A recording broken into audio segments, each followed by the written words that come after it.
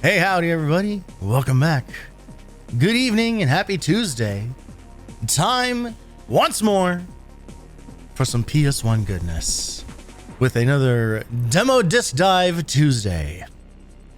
I've been looking forward to this all day. I've been looking forward to this all week. I now look forward to Tuesdays with a renewed fervor than I ever did for this day of the week. I don't know if I've ever looked forward to a Tuesday, but boy, does the PlayStation Underground really make up for what was otherwise a very normal, whatever kind of day. I was actually thinking about this on the drive home from work today. Is I like having been streaming on a schedule. I know this is mind-blowing. I know this is crazy. No one's ever thought of this before. But I think setting up a schedule guarantees that you actually do the things that you want to do, instead of just relying on just like your own personal mood swings to determine whether or not it happens. Like making it like actually have like a little bit more structure to it has felt really good because I know when these things are happening and I can properly prepare for them. So I am thankful to the month of September as it has been going on, because I have not missed one. I have not missed a single one of these streams, and it makes me very happy and proud of myself. Unfortunately, something did happen. Well, two things happened. First thing, I did the unthinkable, and I updated OBS and the Stream Deck software. I did that last night. Now, so far, everything seems to be working as intended. However, we all know how that goes. And literally, like just before starting stream, my Stream Deck and OBS were not communicating with each other because I had not installed the update for the deck itself. So things are working now, but we are really rolling the dice tonight. Who knows how things are going to go? The other thing is that I picked up Mega Bonk. It's like $8, so I went and got it. And I gotta say, it's pretty good. It's pretty good. It's pretty good, and it's pretty fun. I understand why certain other people have really gotten into it. I'm enjoying my time with it so far. I will say I have not like obsessively played it, but I do have just under 3 hours in it, and I bought it a day ago. So I have been playing a bit. I think I actually bought it Sunday night, and started tooling around with it. But yeah, hey, if you like those Vampire Survivor type games, Megabonk's pretty good at scratching that itch. It's different. It is different. Excuse me. I was chatting in Valeno's Discord earlier today a little bit about it, and I do think that one of the kind of like inherent differences and maybe flaws in it is that it is a 3D game, not a 2D game. And so what that means is that you do not have a clear view of the playing field at all times. So one of the nice things about Vampire Survivors and other games of its ilk is that you know exactly where every enemy is at all times because they have to be on screen.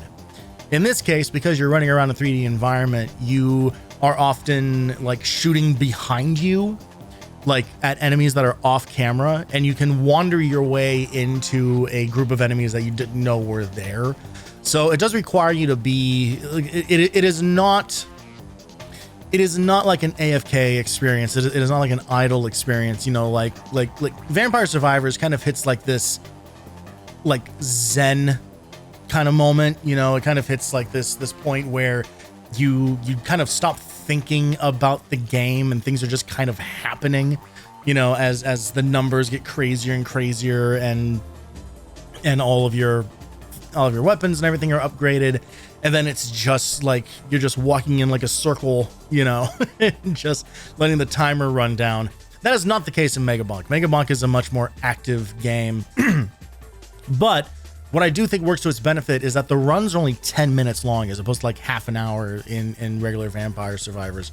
And that is kind of huge in making things a little more manageable, because I think if you had to play at the level of like intensity that you have to play in that game for like half an hour at a time to complete a run, I think it would be really draining.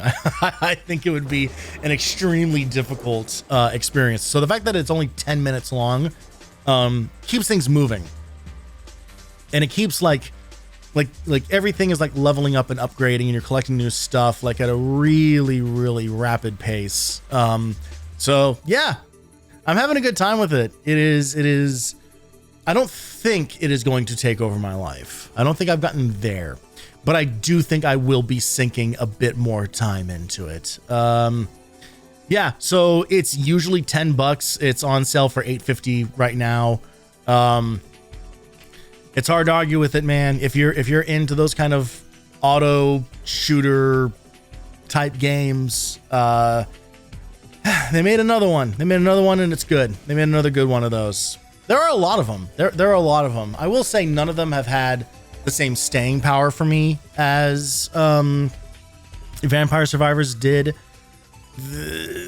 Some of them, some of the other ones that I've played are pretty thin. I think is it 20 Minutes to Die or something, I think, is one of them. Where, oh my goodness gracious me. Hello, Volano. Thank you so much for the raid. How did Balatro go? Did you win ever? Don't answer that. I know the answer. I hope you had fun with Kat, and I hope you learned something. I was watching Valeno do versus Balatro earlier tonight. For a little bit, for maybe like an hour or so, and I think little by little he may be learning some of the other mechanics of the game. You won if winning means scoring the best. I mean, that is the win condition, so I guess you did it.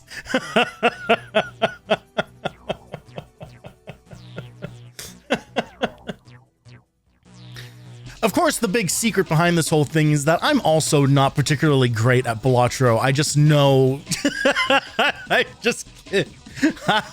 I know just enough to get upset when I see certain moves happening or not happening. But regardless, I hope you had a good time. It seemed like you guys are having a good time. Okay, he did score better. Okay, yeah. Okay, so that's what I figured.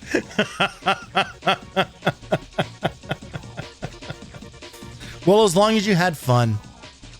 Valeno and I are actually going to be having fun tomorrow night, as a matter of fact. We're going to pick up our playthrough of Machinarium together.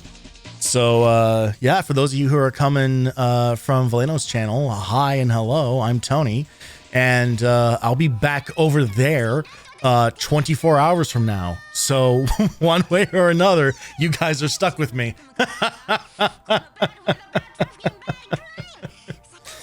For those of you who are sticking around, we are going to jump into some PS1 demo discs. I am doing PS1 themed streams all month long in celebration of the PlayStation's 30th anniversary. It is my favorite console. An amazing library of with games on it that I am still learning about to this day. There's a great channel called That Video Games Show. It's just TVGS, and they put out videos all the time about like obscure and underrated games from all sorts of different systems, but they do a lot of PS1 coverage. So naturally, I adore the channel.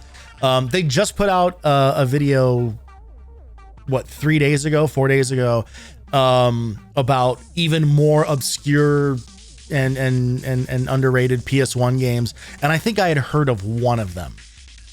Like, it is ridiculous how vast that library is, and I can't get enough of it. This has been such a fun month.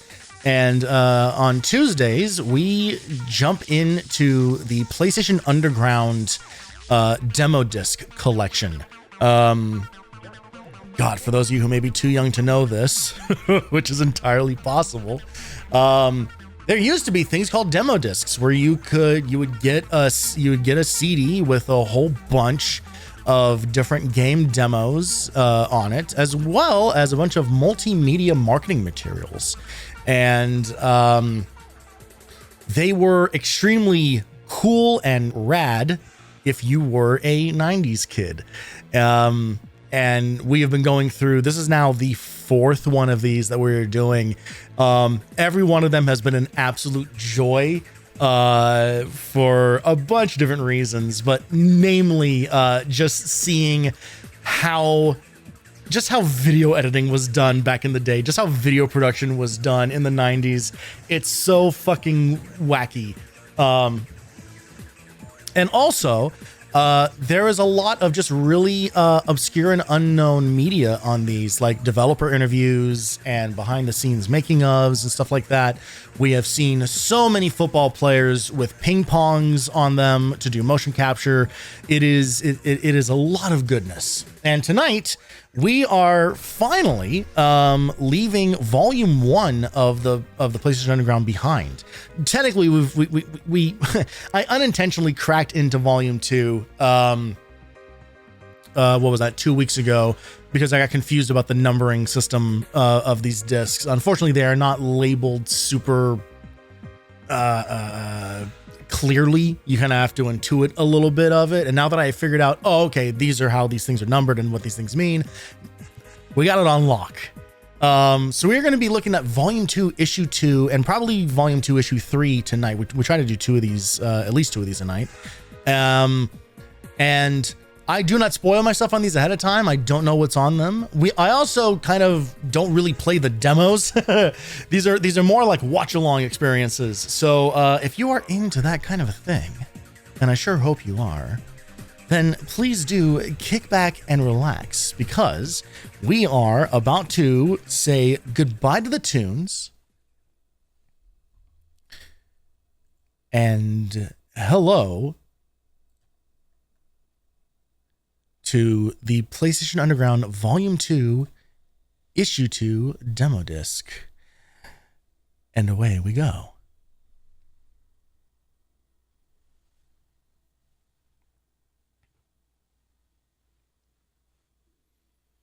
I'm hoping we are now out of the Spawn and Twisted Metal world. We have been stuck there for a while. First, we're going to start with some just amazing 90s CG.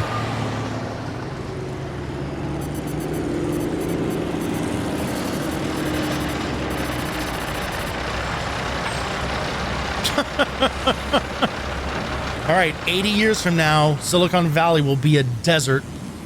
Mark your calendars.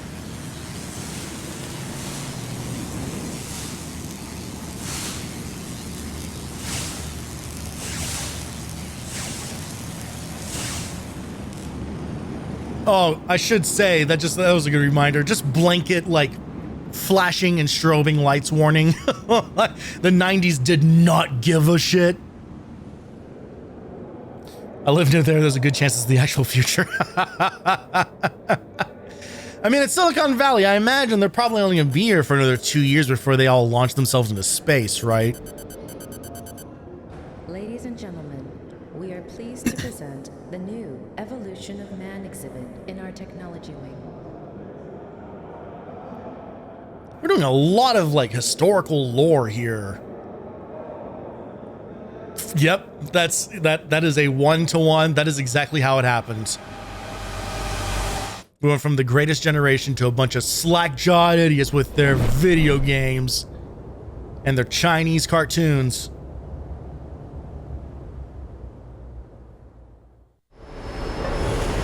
And we're still going. All right, second intro.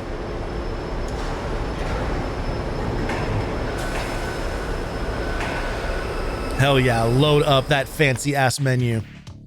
It's so funny. Fuck yes, Medieval. Oh my God, I just got so fucking excited. Okay, all right, Medieval's one of my favorite games of all time. It was the first game I ever bought with my own money. Wow, that makes me so excited. Okay, first thing though, I wanted to point out was that it was funny to see like the PS1 in a museum as like some kind of like joke about natural history or whatever, when in Chicago at the Field Museum, they literally have an Atari 2600 like under a glass case in a like hallway of technology type of thing, because the 2600, you know, that system's 50 years old now. Like it is half a century old,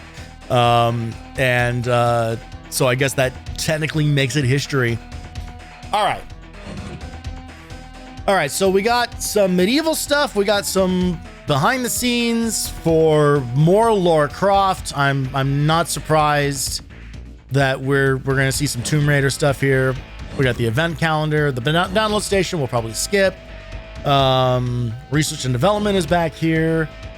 Ooh, we got alpha demos. Ooh, they're adding stuff. Bulletins and imports. Okay, we usually start with the imports because a lot of times these are games that did not make it to the States. In some cases, they didn't even release.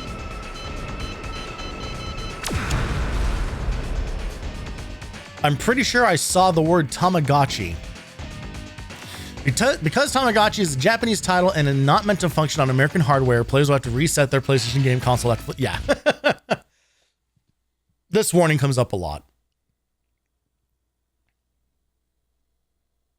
If this is now a Tamagotchi playthrough, I have terrible news, everyone. We're not seeing the rest of this disc.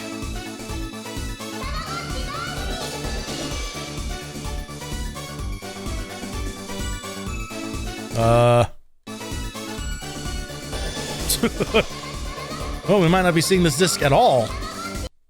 Hang on. Probably doesn't know what to do with the DualShock. Yeah, there we go.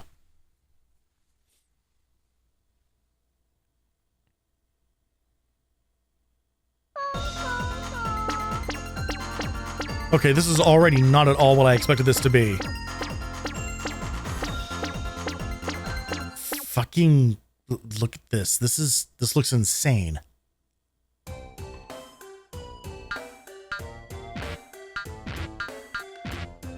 Okay, so these are all the Tamagotchi. Okay, so let's pick our egg here. Man, this is, if you did not grow up with Tamagotchi, you missed out, man. I never had like the Tamagotchi branded Tamagotchi, but we did have a Yoda Tamagotchi, and I also had I don't think it was actually Gigapet, because that was like their main competitor. But I did have like a 12-in-1 digital pet.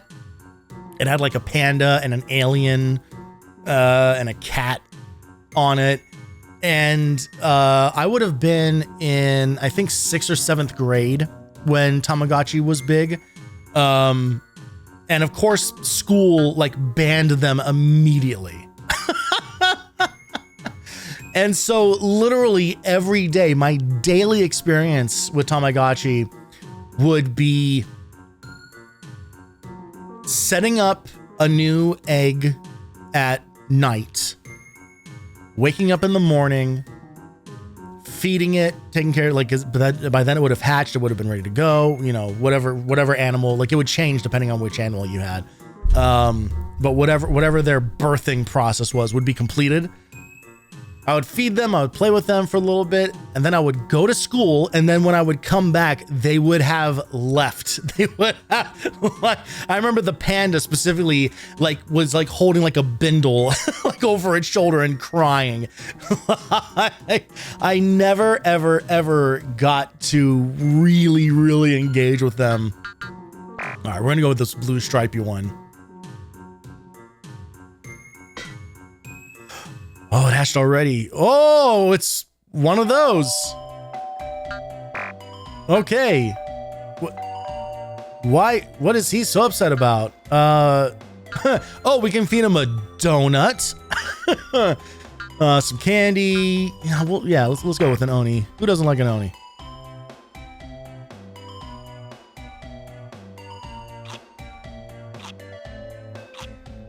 Tamagotchi walks so MMO dailies could run. That is one hell of a connection, and I don't disagree with it at all. Okay, so we can turn the lights on and off. He's not sick.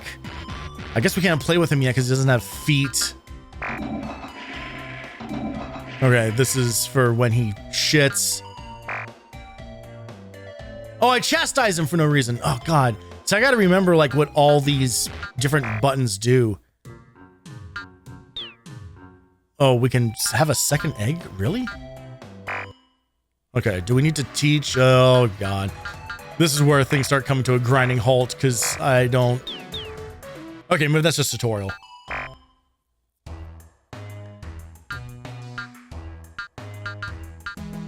Okay.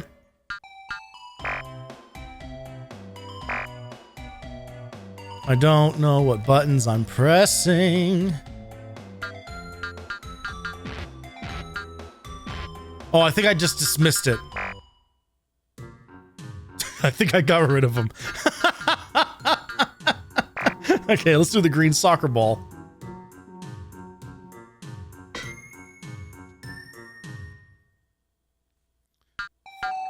Thank God we made another one exactly like it.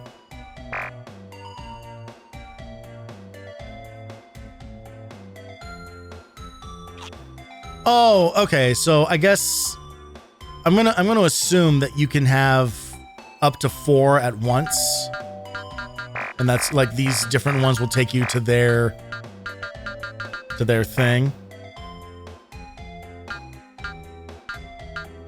Oh, well, let's put him in the music room. There you go. All right, I'm gonna go. Assuming he's chastising us for leaving our pet alone. So, okay, so let's figure out what the hell... Whoa! Oh, that's a lot of lips. That is a lot of lips for this early in the day.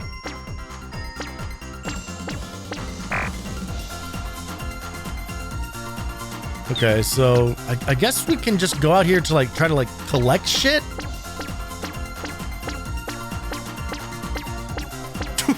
The clouds keep getting surprised over and over. When does she poop? I'm pressing every button, man. I'm trying to find out. Hang on. I see something animating in the distance. Hello, little butterfly guy. Hi!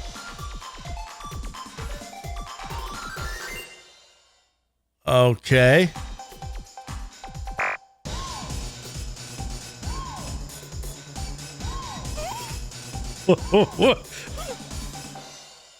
What the hell is happening? Are we playing? Okay, I guess I beat it in like paper, rock, scissors or something. Okay, now I own this thing. Okay, so it's Persona. So I picked the right dialogue.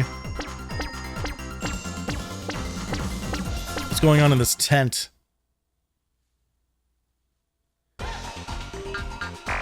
Are these mini games or something?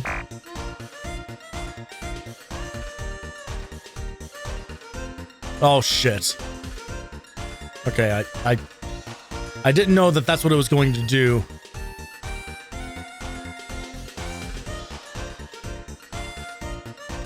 Hey. Okay, I don't want to do a second round of this. Oh God.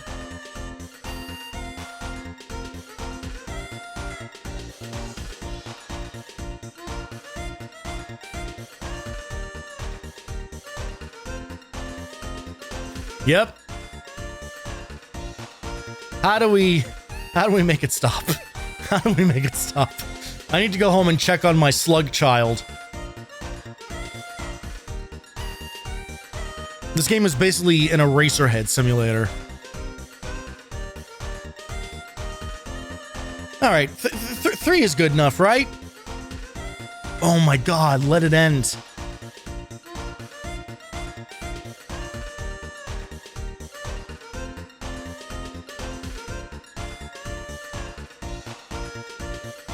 Okay. Please let me out. Oh, I may have just quit the entire demo, I think.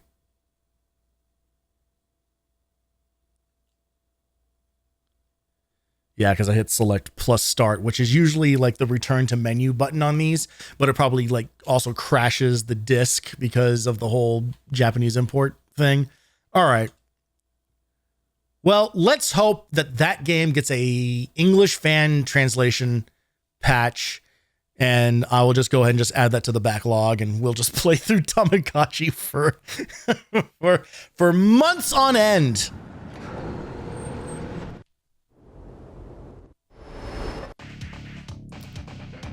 All right, please tell me about Medieval. I love this game so much.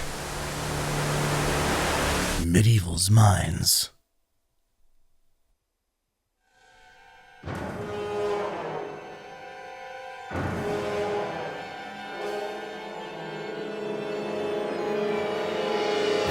Hi, I'm Chris Sorrell. I'm producer of Medieval. I've also been involved in the design from the start and quite a bit of the programming as well. The game is an action-adventure. It was inspired by the classic arcade game Ghouls and Ghosts.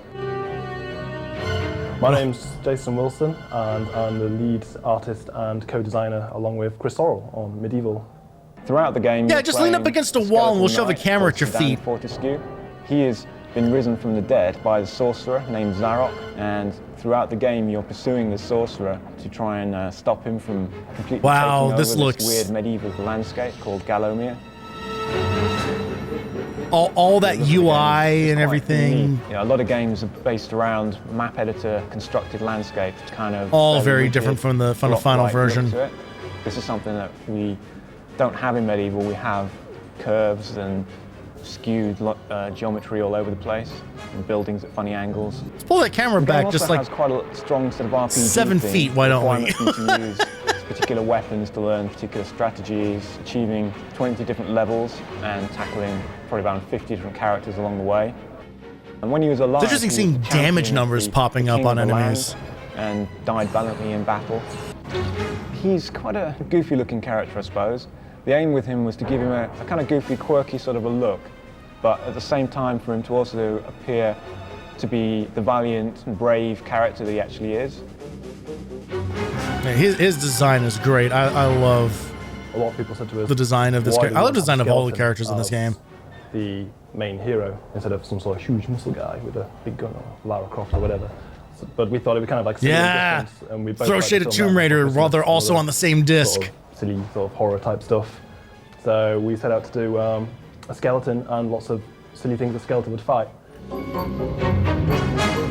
He's got quite a lot of attack moves, and I think he looks quite powerful. That was at the same time, he's got a boss fight that didn't make it into the final game. A bit sort of clumsy as he runs around. That we're not trying to do a character that's Conan the Barbarian or something. He is a bit alternative. He's a sort of an accidental hero, really. But I think it's more for people who are grown up and still think they're kids. Yeah,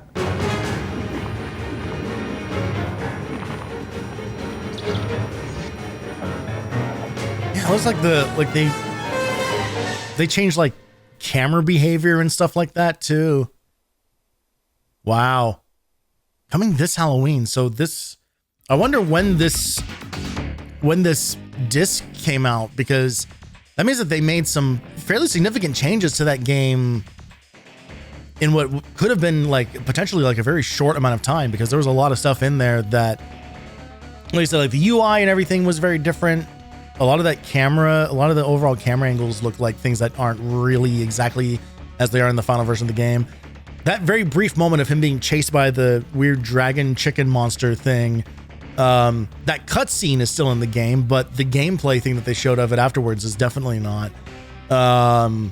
That's very interesting. I wonder, man, they probably, I mean, we saw how, you know, like the Gran Turismo team was treated. I'm sure that there was a fair amount of like fucked up crunch and everything on that game too. But it's terrific. I did a playthrough of Medieval. That was earlier this year, I think, that I did a playthrough of it for my my anniversary stream. And I think that's what I did. Maybe it was last year. I don't even fucking remember. But point being, I revisit that game all the time. It is an absolute joy. I really, really love that game. It is maybe difficult to recommend sometimes to people because it is still like a PS1 action platformer type thing. So there is some clunky controls. The camera is not great in it. But I'll never not love it. All right, what's in store for Lara and crew? Let's hope there's no more fucked up baby pictures in this. Oh, behind the scenes of Ninja Shadow of Darkness, a game that no one bought. Awesome. All right, let's get inside Core, the Tomb Raider series.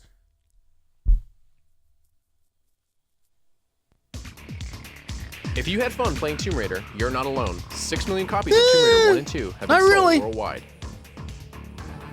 We've come to the place that brought Lara Croft to life, Core Design in Derby, England.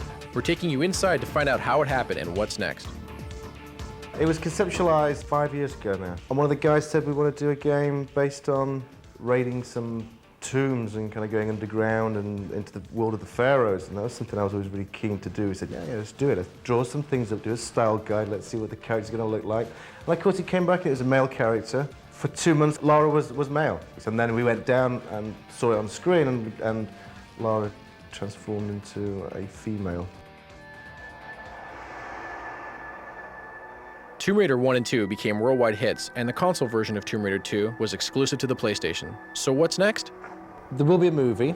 That movie's live action. It's with a big movie studio. The great thing is that we get... Talking about the Tomb Raider movie, which when did that come out?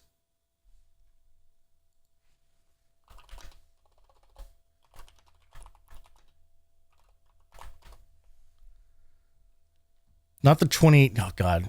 See, now I need to go to like, no. The earlier one.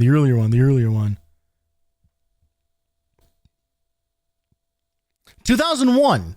Okay. So actually not that far removed from the PS1 days, because this disc probably came out 98, 99. Hey there, Pickle. Thank you. Thank you so much for the resub, my friend. Yeah, so probably not that long. So they were probably like in pre-production talks at this point. Total say and veto over the script and the content and the storyline, which is fantastic.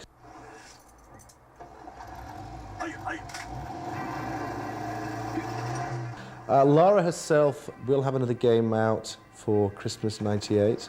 There has been some muted discussion about maybe a sidekick for Lara. Maybe a girl, maybe a boy. There is some discussion, but I'd hate to blow it before it's finalised. It'd be good though, wouldn't it? I think Ever fucking measurements. What will be in Tomb Raider 3? Core is giving PlayStation Underground subscribers a first look at some footage. Oh, God. We're going to give Lara a lot more moves, new vehicles. We've overhauled the 3D engine to make everything faster and in high res.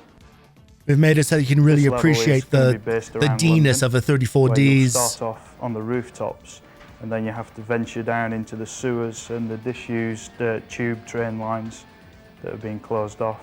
Your ultimate aim of this adventure is to break into a corporate building and steal back an artifact. We rounded off all of the naughty bits. A museum. Laura's been hired to go and find it. We're drawing quite a lot more than what Tomb Raider 2 could. So we can get big expanses of open area, build quite detailed background. You know, this is really good footage for being shot Darren. like He's off gonna of be a doing, screen. Usually you get animation this. for You Lara get on Tomb Raider 3. At the moment, he's scan working on the scan various new refresh moves for Lara, like crawls. thing going on. We're trying to give her a knife so she can actually stab things. She's going to use the knife to try and prise certain secret items out from the rock. As you can see, she grabs the dagger. In Tomb Raider 3, Laura has a It'll be knife. concealed in her leg. Tomb Raider 3 is being built with some interesting custom tools. Here are 2 of them. This is the animation editor. It allows us to do This all is the our characters eyebrow in the studio. game. And here you can see a wireframe form. There In are the 6,000 first game, polygons she in was each made one of her up eyebrows. Around about 350 polygons. And in the second game, we upped her to about 540, just to add more detail, more curves. Actually select and draw small tiles. And we put the curves in all the right spots, if you know what I'm saying. And we pick them up and place them on all the polygons. Gotta get those renders ready for that Flowers look. Playboy article. A second tool creates game levels. Here we're watching level designer Heather Gibson build a room with a series of mouse clicks.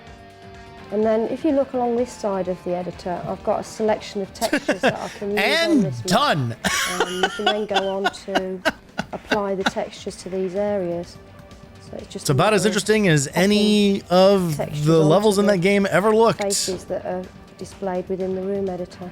We can apply a light to the room, change the ambience of that room, change the range and the strength of the light to get that nice moody atmosphere that And then we can hide the critical got on path most in of a the very levels. like hard to So I can spot actually have a and look at this room now, even more as I difficult to reach evening. location, somewhere cramped in a Fly corner. around and see how it looks.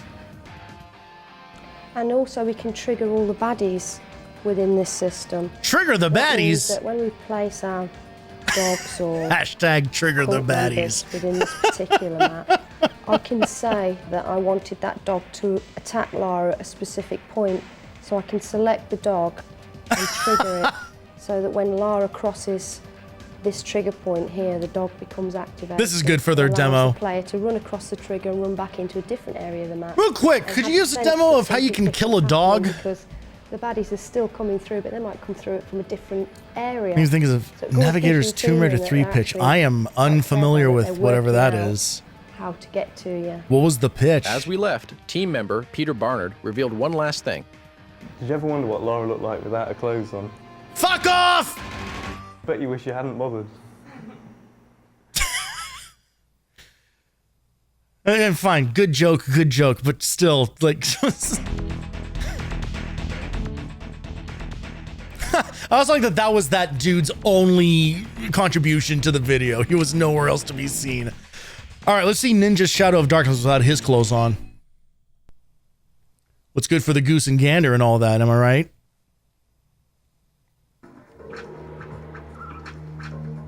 A new project is emerging at Core, currently called Ninja. It'll have a new name by the time it's released. No, it will not. My name's Joby. Actually, I'm working on a game Ninja. Involves I ninja have it on pretty good running around authority. the landscape, fighting various sort of mythological beasts. There's about 50 different baddies, ranging from like goblins to... More bad. Was that a giant enemy crab? monsters. There's 6 different sorts of weapons. Oh, PlayStation Sword, has never changed. samurai. Originally, when we started, it was all meant to be based on Japanese sort of myths. Look at this amateur hour bullshit microphone placement. Run the cable under the shirt and clip it. Who's your fucking grip? Different legends. There's lots of magic. Sort of you can power up your weapons, and it's about 4 levels of power. We've taken sort of basic elements and from my favourite games and stuck them all together. I've talked about this before too, which is like every human being is now like some form of media trained, like whether they have actually been media trained or not. Like it is so normal now for everyone to be on camera and speaking on camera. you know, so they get like very like charismatic, high energy type people to come out and like talk about their games and everything.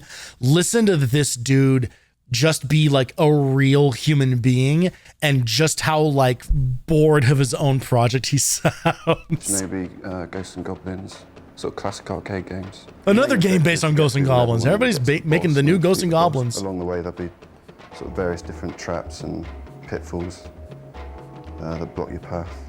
So there'll be a lot of baddies in the levels. So by the time you got to the end of the level, I imagine you'd have sort of maybe got through about 100 or 150 baddies. 10 different bosses, one on each level. He sounds like he's gonna pass out. Camera pans over and he's just like. I've been dealing with Ninja and the cutscenes and in-game sound effects. Basically, this is where you meet the dragon.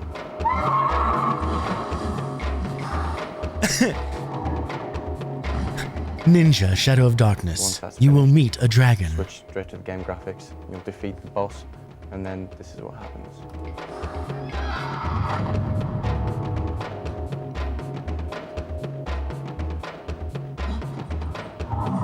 Someone today would release a game that looks exactly like this, like no textures, no nothing, and it would be lauded as like one of the most interesting and brave art styles that an indie developer has ever put into a video game.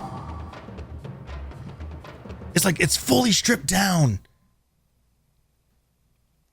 That game did not review super well. I seem to remember that game being just pretty like middling, right? It was just kind of like, yeah, I guess it's another action game on the PS1. I don't know. Like it was. That game did not make waves. And contrary to the claims of the video, it was absolutely just called Ninja Shadow of Darkness. That's very funny that they did not come up with another name for it. All right, Event Center, show me some real human beings. Oh, we've updated the animation for this now. Oh, we're just going right into it. All right, so I guess we're spending all goddamn day in London. It was so Or cool England in general, I guess. I'm sorry, I'm gonna start this over because I talked over whatever, like what the setup, like why are they here?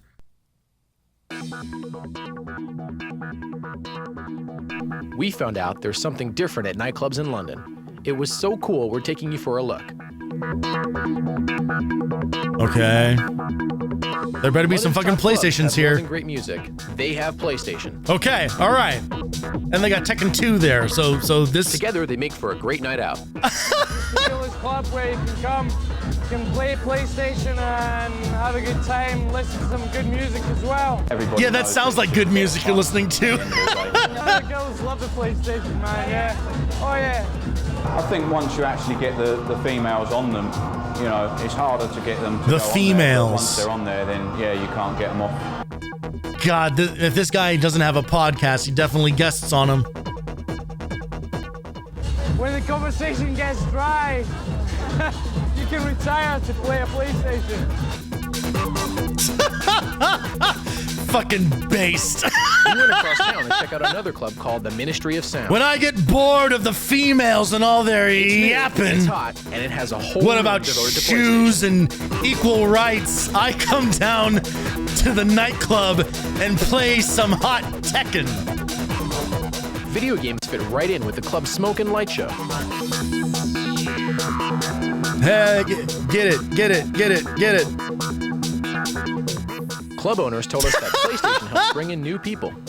Then we have better facilities to offer than other clubs. None of these shots look like they take place in the same location. Play on the PlayStations and see new games. I want to see one unbroken shot. Show me going from the dance floor to the PlayStation room.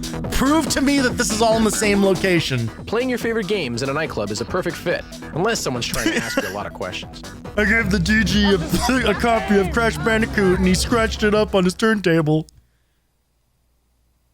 What a weird promo that was. What?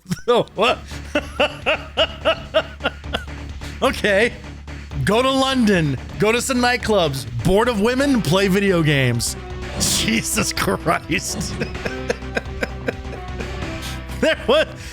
There was, remember, if the PS1 was a woman, I'd marry it.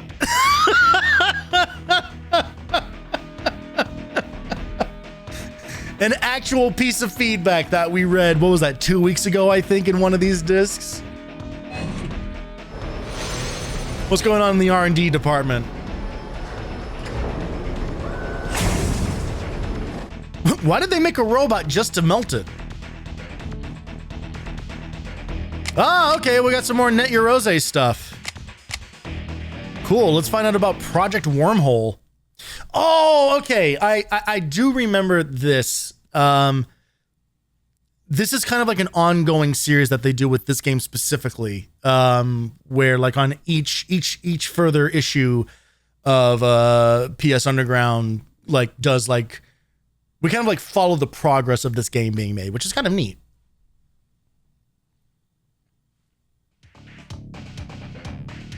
Look at this fucking menu. Look at this menu. Oh my God, this is awesome. You love to play games. Now help us make one. Look at these guys sitting here on a literal pool table. Welcome to the first of a 4-part series on the making of a game called Wormhole. We're really excited about Project Wormhole. It's something that we came up with to give the subscribers Look at this guy's look. Sort of an idea of what goes into developing a game step by step. Another cool thing about Project Wormhole is that we want these subscribers to become involved, to send in your suggestions, and if we like them, then you just might end up seeing your name in the credits. In the next few minutes, you'll be introduced to some game and 3D design fundamentals. Over the next 3 issues, we'll build a working game together, inviting your suggestions by email. Let's talk about design. If the we hair were building a choices full game, in this we'd need to video start are with a detailed wonderful. design document spelling out every character, level, and enemy. That's because regular development typically takes dozens of specialists over a year and costs $1 million or more. Get them chops, baby. We'll make a mini game instead, so you can quickly see important fundamentals. Here's our concept. Wormhole will put you behind the wheel of a futuristic vehicle, plunging down a tunnel filled with deadly enemies and obstacles. Dodge them while driving on the floor, walls, and ceiling. Blast your way with high-powered guns or die trying.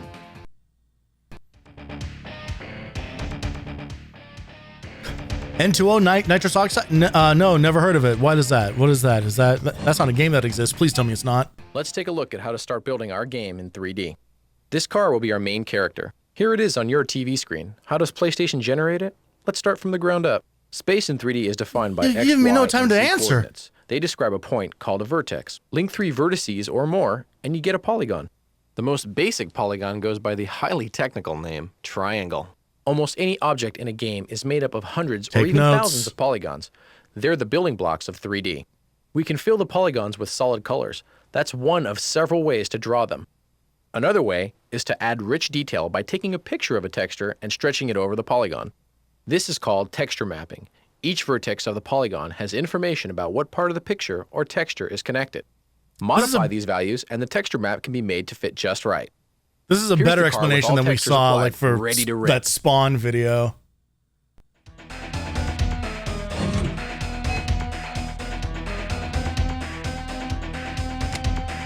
Oh, okay. Rotate out. Oh, nifty. Move light. Oh, yeah. It's not like immediately obvious, but this is really neat. This would have been, I probably would have lost my mind looking at this like as a kid. Ooh, the controls are a little funky.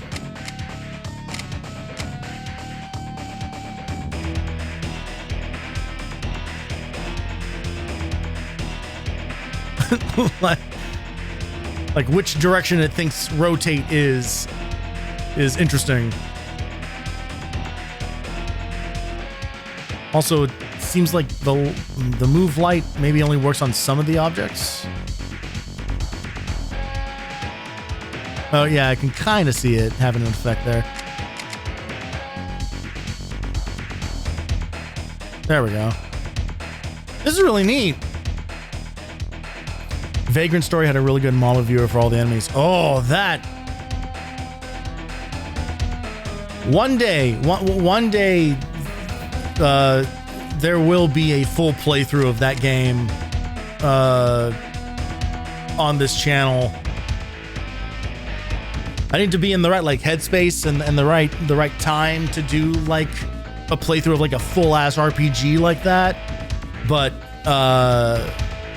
Vagrant Story is a technical marvel on the system.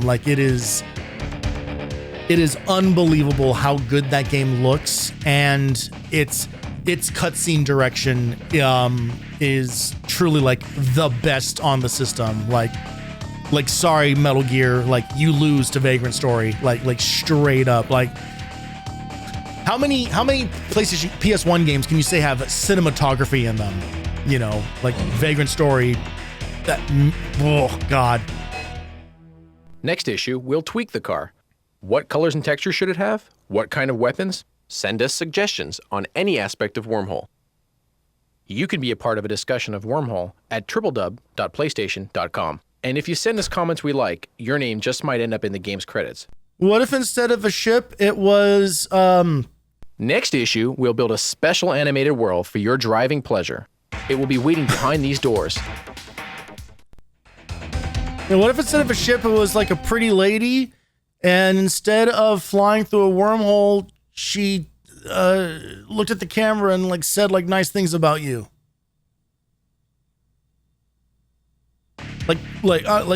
Praised you for very basic achievements and stuff. See if you'll appreciate it. All right, who's if you were winning? To design a video game from the ground up, what would it be like? Who's With winning on the PlayStation's NetEurose development side? System, you could find out. NetEurose lets you create games on a PC, then play them on a PlayStation. Well, that looks It's fun. helping development talent emerge worldwide. Someone made their own little bootleg a NetEurose F-Zero. competition brought out 50 entries, and a panel of 5 judges were blown away by their quality and originality. The grand prize, a Sony Vaio notebook computer, went to an entry called Little Wing. In the game, you get a paper airplane from a professor who teaches you how to adjust it and master throwing techniques. Then you square off against a series of opponents. Judges commented on the strong gameplay.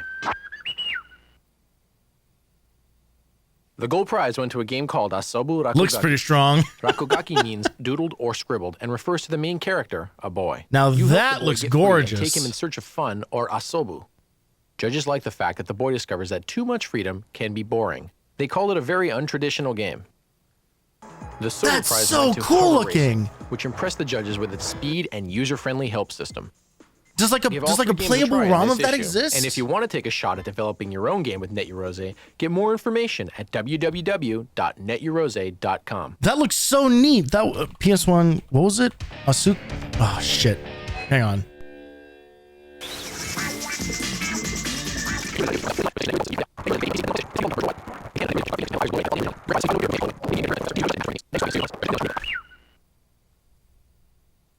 The gold prize went to a game called Asobu Rakugaki. Rakugaki means doodled or scribbled and refers to the main character, a boy. You help the boy get free and Asobu. take him in search of fun, or asobu. Judges like the fact that the boy discovers that too much freedom can be boring. They called it a very untraditional game. The silver prize went to Hover Racing, which impressed the judges with its speed Oh, and man. user-friendly help system. Unfortunately, what I'm getting You have all 3 games are to try in this issue. And if you want I'm only getting results for Rakugaki Showtime, which honestly is it's still a PS1 game and it has that look. It is a hand-drawn look, but it's more of a it's more like a Power Stone. Like it's a brawler, like it's a multiplayer brawler. I think there's single player stuff in it too, but it is it's like a 3D arena fighter. But I'm very interested about, man, I wish that there was a, is it in the playables? Is that, it is. Fuck yes. Okay. Oh, cool. It's all the games. Oh, awesome. Okay. Fantastic. I mean, let's start with a showstopper. I need to see this thing in motion.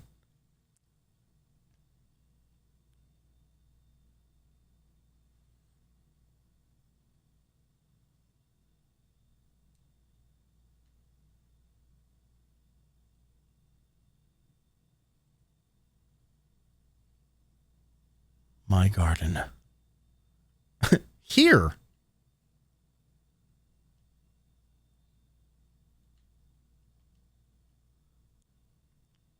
I'm going to guess this game probably doesn't have sound. Oh. Is that loading?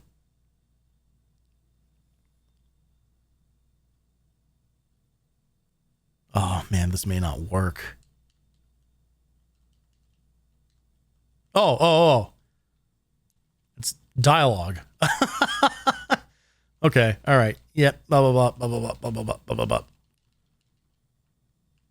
Hell yeah.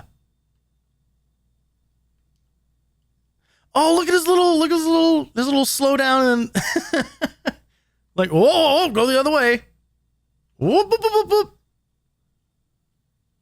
Okay, so there is no sound. This is so freaking cute.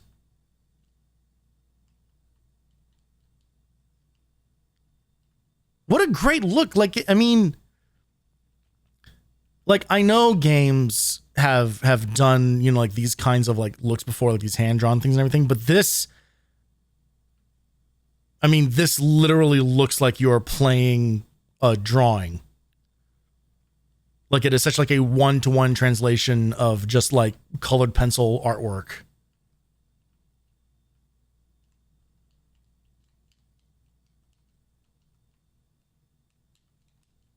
I don't know what that said. Can we make this jump?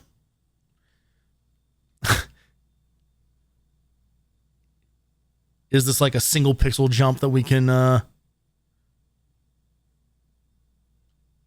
boy.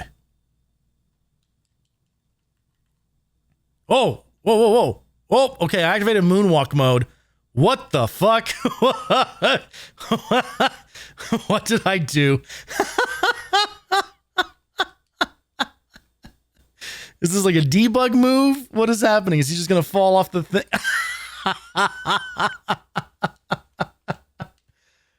Why did that happen? What did I even press to make that? Oh! Okay.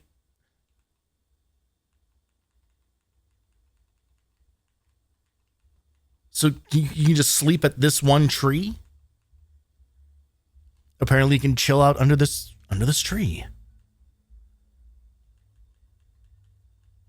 This is so strange. Okay. So, yeah, so like pressing like R1 like makes different things happen. Oh. So now I'm like locked in place and all these well, howdy, soldier. What a jaunty little fella he is.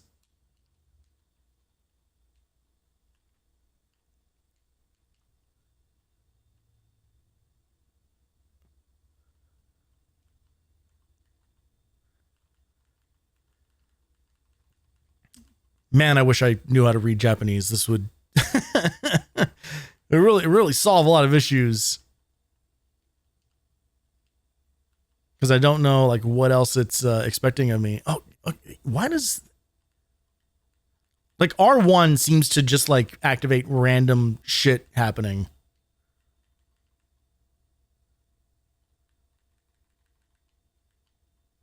If I press R1 like while I'm next to that. So we can just sleep on trees. But only second tree. Oh, okay, no, first tree has a sleeping spot.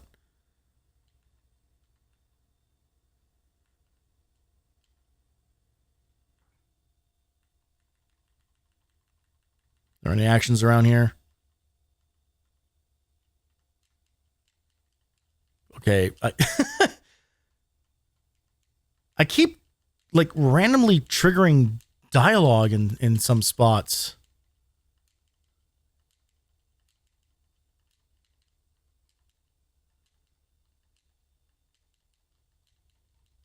Like I wonder, like is this game like giving like instruction? Well, we have seen it. Unfortunately, I don't know how to actually progress in it, but this visually, this is really neat. And I would very much like to see like more of this, but I'm glad that it's on here. All right. We'll check out hover racing, then we'll close things out with Little Wing, because I think I have a pretty good idea of how that one's going to go.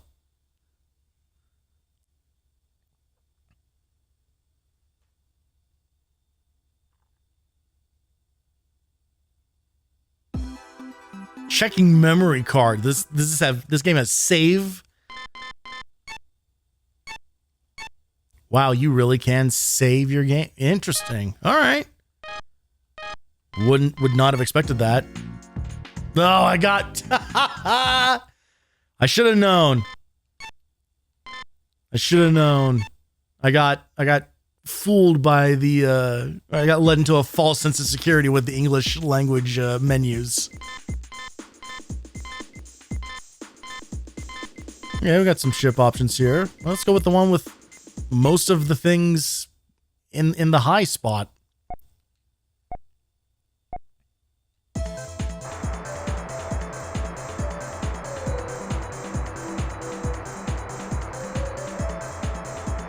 Wow, okay, so it really is F-Zero.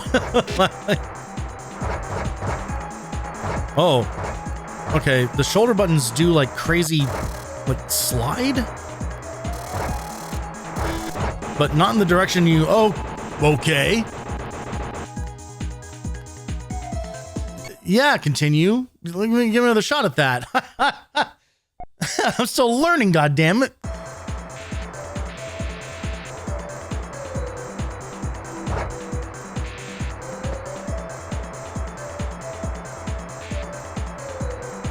Okay, so I think square is like turbo.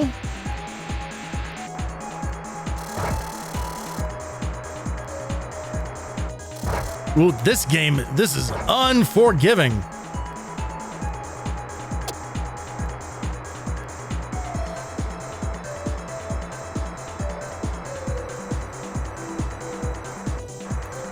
You can definitely see the promise. I would I would either give the player a little bit more health or at least let you respawn instead of just like outright dying. Ooh! I guess our health is coming back. Oh, okay. All right. I didn't realize that those were health panels. I like the track that they have in here, though. I mean, the music track. The race track is also good, but...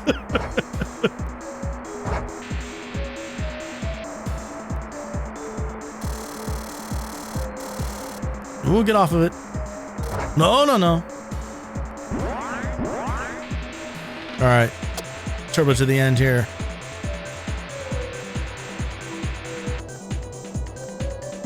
First, you're goddamn right.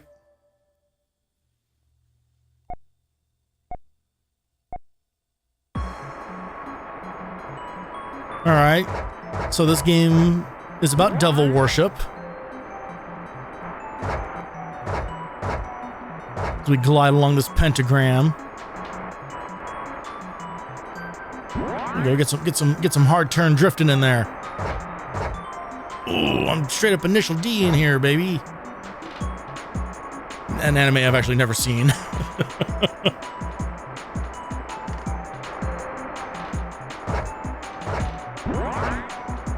I do know a thing or two about living in the city. Oh!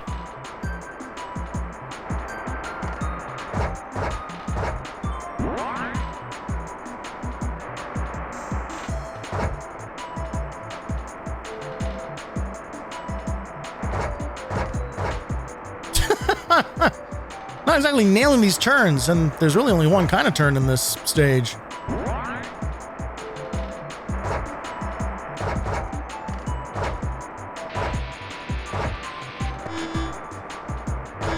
Oh, hold on. Hold together, baby. Just a little longer. Just a little bit. Just a little bit. Just a little bit. Just a little bit. Oh, shit. Okay, I suppose that's enough of hover racing. That's cool. I mean, there's promise there. You can see that that's the kind of game, like, with a little, like, more time and resources behind it. Like, could have turned into something, like, pretty cool. All right, let's check out this Flash game.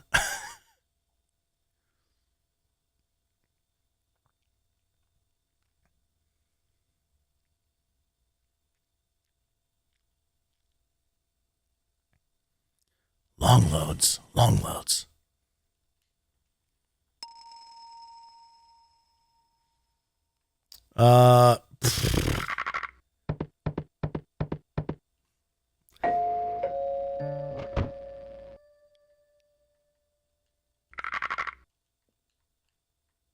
Okay, it literally will not let me go left.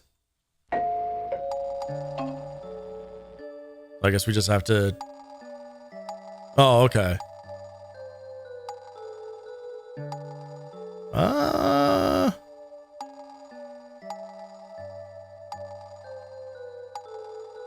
Okay, there's a lot more choices than I expected. Can we go? Let's go with the one that looks like the kind that I would make as a kid. Oh, I guess we're not allowed. We have to unlock.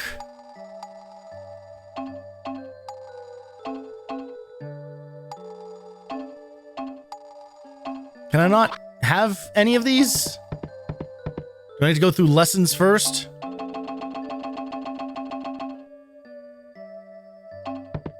Oh, damn it.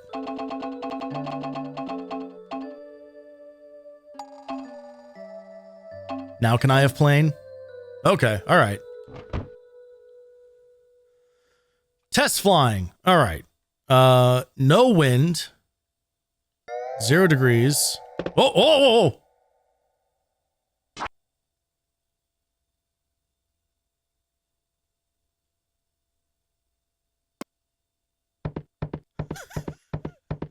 I did it. There we go. So you got to hold on. So it's like track and field rules. Oh, Jesus, no! Oh, hang on. We did a full loop.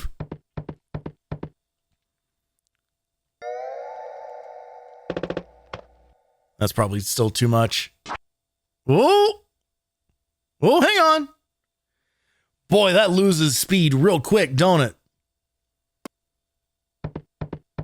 All right, we cleared 10 meters. Okay, so now we can go here. Is this like competition mode? Yeah, okay. Whoa, mom's angry. Don't you worry, we're just going out and just having some fun. How long is this conversation? All right, gotta go quick. Mom will beat us with that blue ladle. Or I think the ladle was gray. She was holding like a blue plane.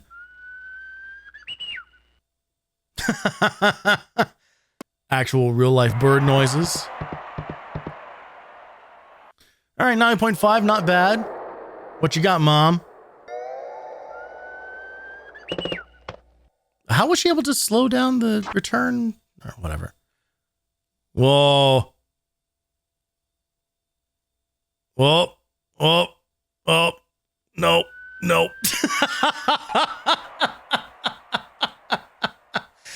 Not so hot there, Mommy. Oh, I keep forgetting about the... I think that's worse. It's worse. Don't cheer for that.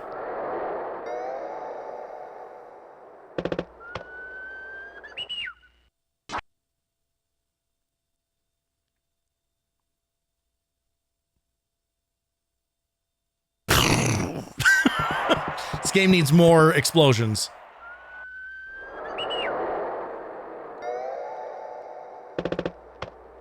That'll do her. That'll do her. Get up there.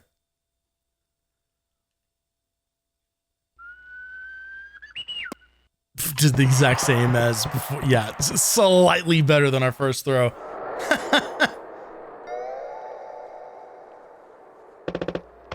I appreciate what they're going for here. I don't think they quite nailed the physics. Like the fact that it always like slows down at the exact same rate every single time. Did she seriously outthrow us on her final throw? Okay, but our combined total is almost double hers.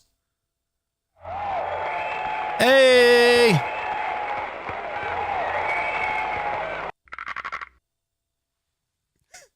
And then let's just assume that it just goes on from there. That's cute. That's cute. That is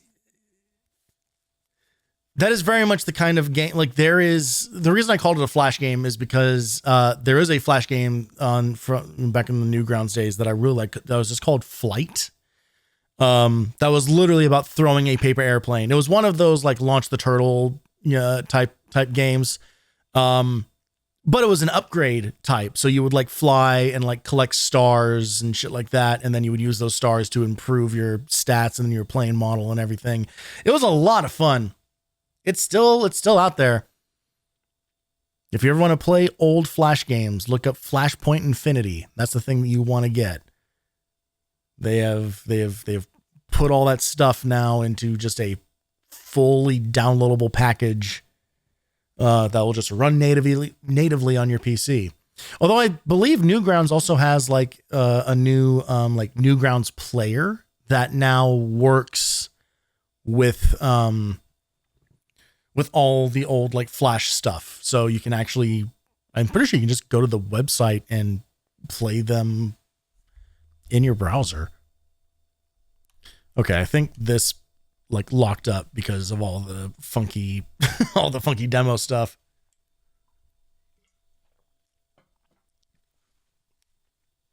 So let's make sure that we've cleared everything else. Oh, there's alphas in here too. There's a lot going on this disc. It's a good issue. There we go.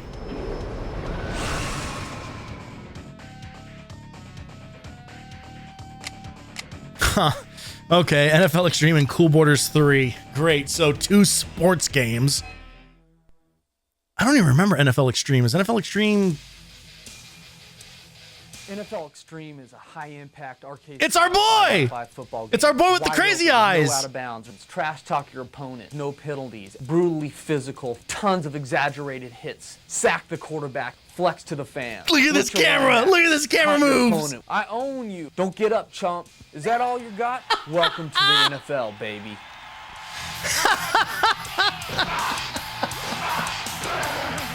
Okay, so they beat the XFL by what, like 10, 15 years? This is their answer to Blitz. Rocks in July. Rocks in July. Yeah, I bet it does. I bet everyone's going to be talking about NFL Extreme. This is literally like the first time I'm hearing about it. Oh, they're not even playable. They're just, why are they called alphas then? Cool Borders 3 features a pretty killer tree run where you have to shoot through these gaps, kind of find daylight. If you don't find daylight, you splat. Oh, they're called alphas because they're really narrated by alpha males. Snowboarding experience. I get it. You can tell they are because of how serious and tough and cool they are, and by the amount of camera swings. Carving to give you that sensation of just cutting through the snow. There's an all-new avalanche mode in Cool Borders 3. Basically, survival of the fittest. See who can make it down the mountain in one piece. Just drop him on his head from a helicopter. Features 8 players. Beat each other up, punch each other, slap each other, push each other down, kick snow in each other's face. Guys are so... anything to get to the finish line. It's so nerdy. They're so nerdy. We're the only snowboard game out there. Yeah. Make sure to look directly off camera for your big final moment there. Oh man. Nothing better than super nerds like trying or like uptight like programmer nerds like trying to act tough. All right, what do we got in the bulletins? Get connected, hidden codes, threads. I guess really the only thing that's really interesting in here is the speaker mind part. Oh, they have changed the they've changed the layout of this. Danny K. I'm pretty sure we have heard from Danny K before. Get the next PSX Underground. Got the next PSX Underground the other day, and it is by far the best opening yet. Just another example of how well tuned in Sony is to its audience. Oh yeah, so for those of you who may have missed it, the previous issue actually was the MST3K guys doing commentary over all of the Volume 1 disc animated intros, which was pretty neat and pretty fun. I'm a married 48-year-old male. Like all the rest of the kids, I really look forward to getting my next issue in the mail. Keep up the great work on the magazines. Speaking for the vast majority that subscribe, we love it. We just want more. Mike B.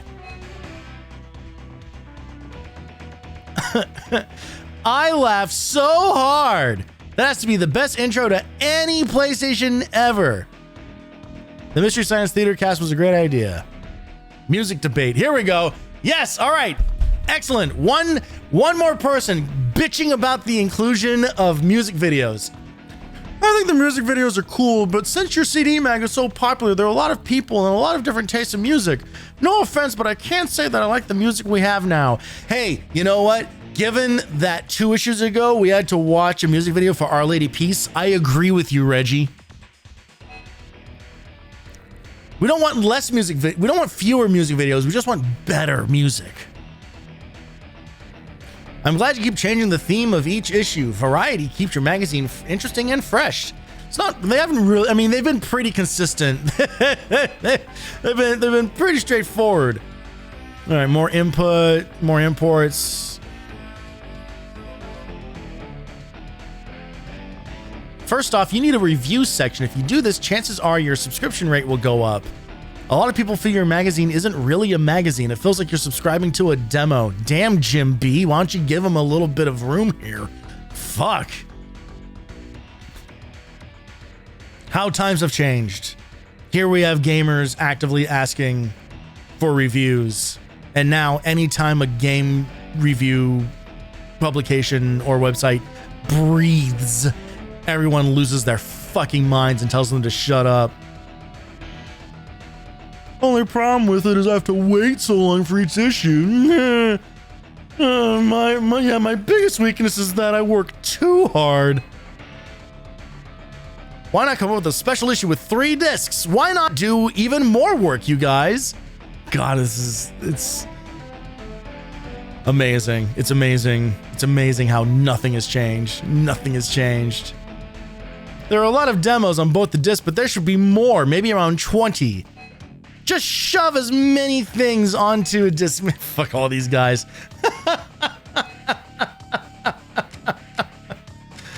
All right. Let's see what hidden shit is on this disc. This is... Whoops.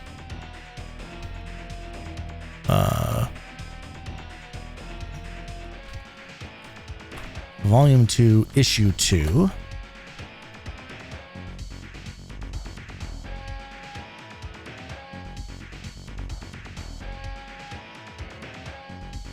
Actually, it looks like not a whole hell of a lot on disc 1. There's more stuff on disc 2. Because it looks like we just have a couple of codes. Yeah, we looked at everything else. Circle, square, triangle, circle. There's a code for Ray Storm, which is a shoot 'em up. At the title screen, when it says press start, then immediately hold down all the shoulder buttons at the same time while you press up 7 times and then down 1 time. You did it right. The cursor should highlight HILITE. Creative spelling of that word. Oh, you can get free play. Oh. That's actually a useful code, especially for a shmup. And also codes for Red Alert. You know, RTSs, the best genre for the PS1. All right, but you can, okay, but there's a button combo to just immediately make nukes. So obviously, I'm the fool. All right, well, that is everything that is on disc 1 here. Let us briefly check out disc 2.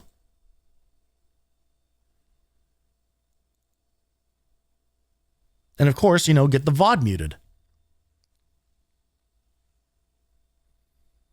It's just become tradition at this point where I just know that after every one of these streams, I'm going to have to go and edit the video, edit the recording to remove whatever music video it is we're about to watch.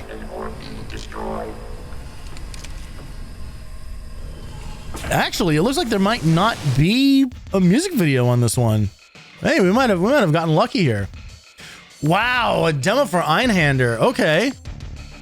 And Tomba, Gran Turismo, Jersey Devil. Okay. NBA Shootout, Cardinal Sin, and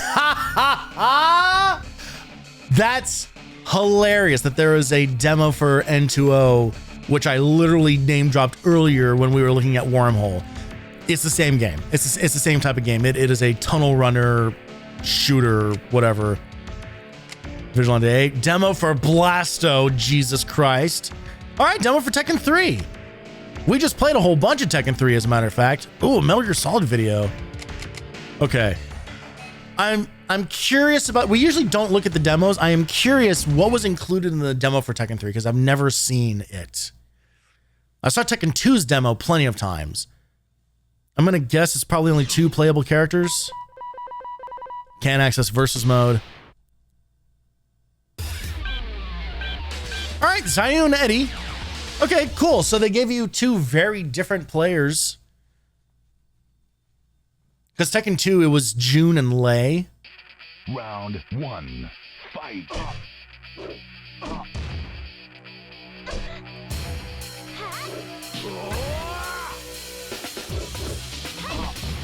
I'm kind of I'm surprised that there is music included here. Music was not included in the demo for Tekken 2. But also music tends to not be included on a lot of these demo discs. Come on, let's get the... Did they change that move before...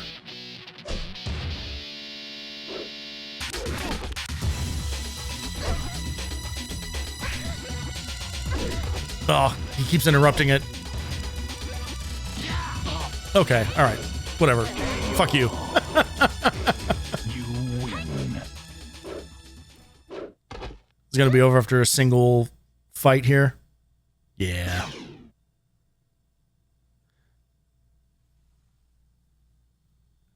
I probably would, if I had this disc, I probably would have played a stupid amount of that demo over and over and over again. Okay, let's see what the video for MGS is.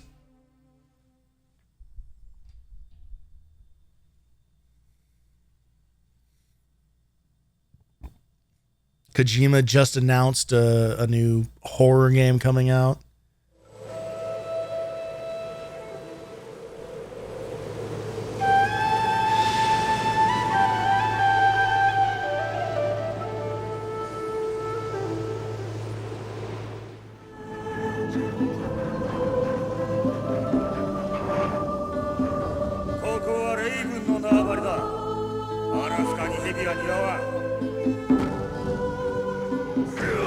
Okay, so all the Japanese voice acting.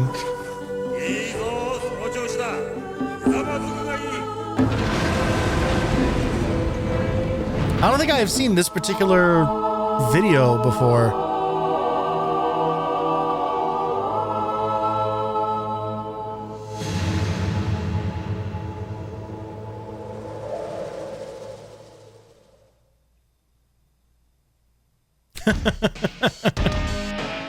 Not a hell of a lot to go off of.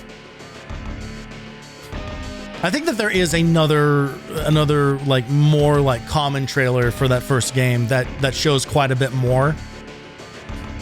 It's just it's so funny, you know, thinking about like Metal Gear Solid trailers now, you know, compared to like what they became. They started having like a full life of their own.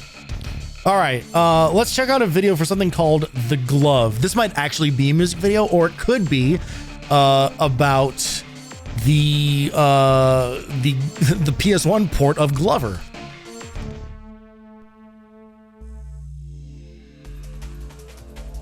Check out The Glove. They made a fucking they made a power glove for the PS1? Revolutionary new video game controller from Reality Quest. Yeah, but where can I get one? All right, sit down, Beekman's World. Wherever video games are sold, and under 50 bucks. Feel the control and speed. This is a terrible way to market this. These guys all look like fucking idiots. Could you imagine just in the... Just a flick of the wrist with all the buttons. Look at the flick of the wrist. What? Take the time to learn it. This is so gamer, stupid. I need to get one. Get in the game. Oh my god, these fucking guys. 888-96 glove.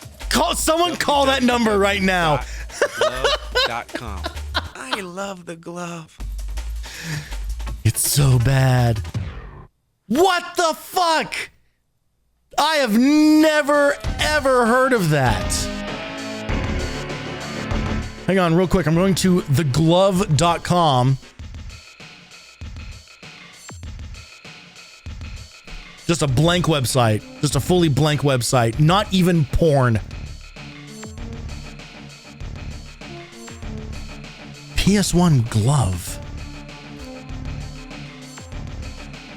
The Glove Reality Quest. Oh my god.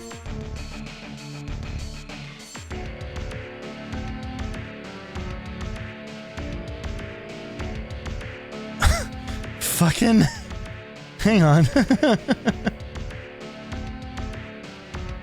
Look at this thing. Look at this thing. That sucks, man. That's terrible. How in the fuck are you supposed to, like, you have to like play like with a claw hand to be able to hit any of those buttons? Easily the most innovative product on the market. Yeah, I bet it is. PS Extreme. Enter a new era of gaming control. 100% compatible with PlayStation games. Yeah, I bet that's true. One-hand intuitive gaming control with 3 modes: digital, analog, and simulated analog. Direction, no need to aim. Speed, superior quickness executing combination moves, tested at over 1 million cycles. A choice of 3 different button layouts, 3 sensitivity settings, and Y-axis up and down control. There is no way this thing worked as advertised. There's no fucking shot that that worked as advertised. How do I get my hands on one?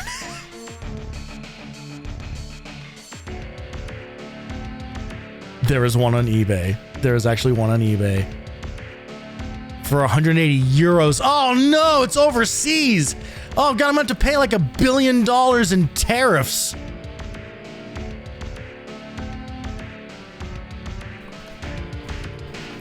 There's got to be someone else on eBay who's selling it in the States. Yeah. There is. For $165, it's going. I am so tempted. I am so tempted. The problem is that I don't have a PS1 set up.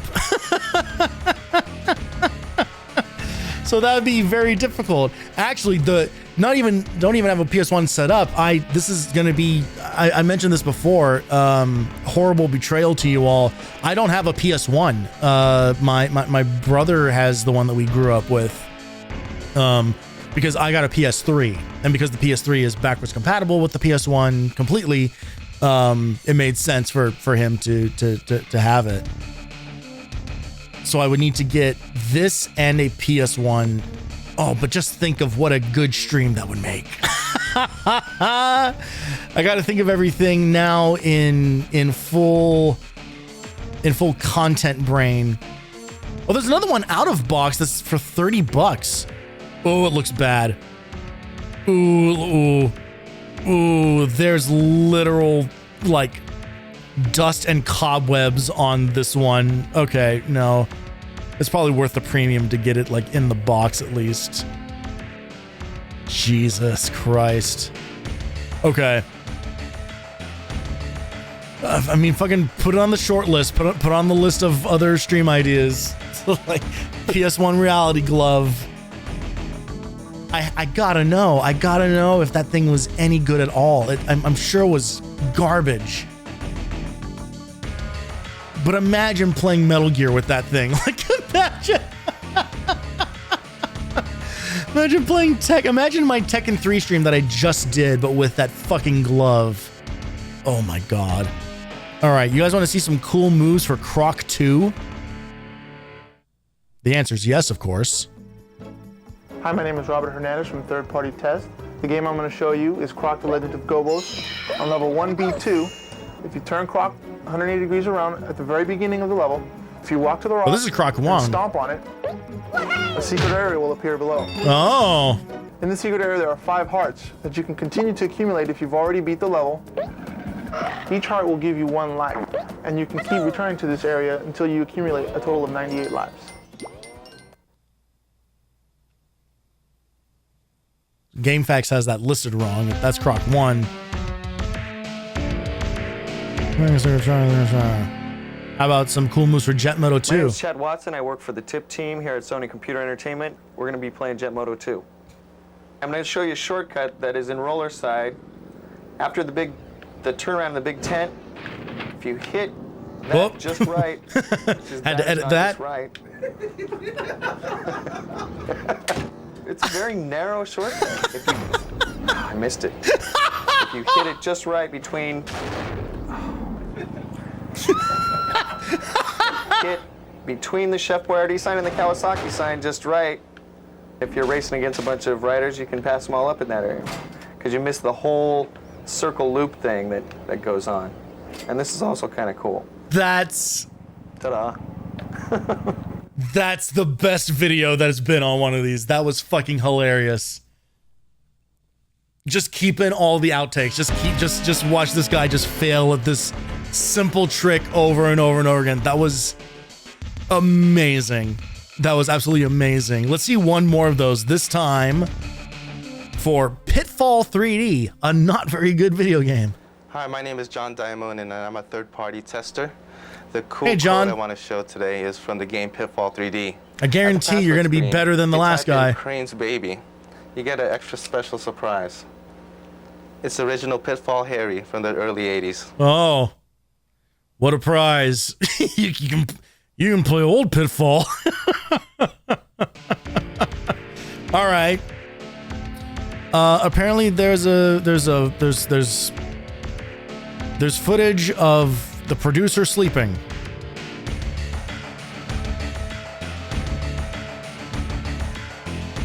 All right.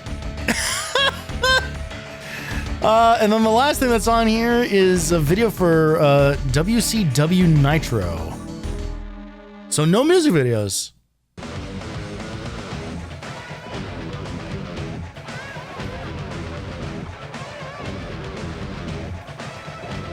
This is a good make-believe world. It's a little nutty. This game does not look very good. I think that the kids can differentiate between the violence that they see in the video games as opposed to the violence that people experience on the street. All right, Mean Gene, weird, like any other video weird game, angle to bring up. Kick, punch, and I mean, you got to understand it's not real life. I don't know if I've ever heard Rey Mysterio speak before.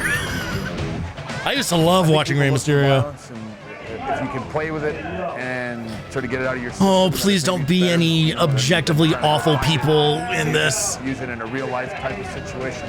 If you don't understand that you're playing a game, then you got a problem. there must have been something going on like in like government or media or something like around this time about like violence in video games or whatever. This was 97 or 98. So we're already past like the moral panic of Mortal Kombat, but certainly, I mean, it's a quote unquote debate that has been raging for fucking forever. So I'm not surprised that it was still happening, because I remember like growing up still listening to, we still hear it. Columbine was 99. So this predates that though. So yeah, I guess it was, it's just people just never stopped blaming video games for it. It's so weird to come into a WCW promo and this is the angle that they're going for on it.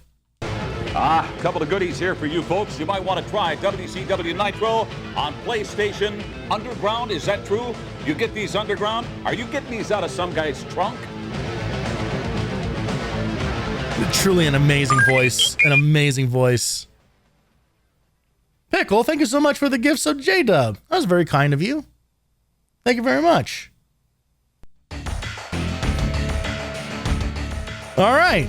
Well, that is it for PlayStation Underground Volume 2, Issue 2. I don't know if it was one of the better ones, but it had a lot of, there was a lot of good stuff on there. They talked about medieval, so obviously I am thrilled.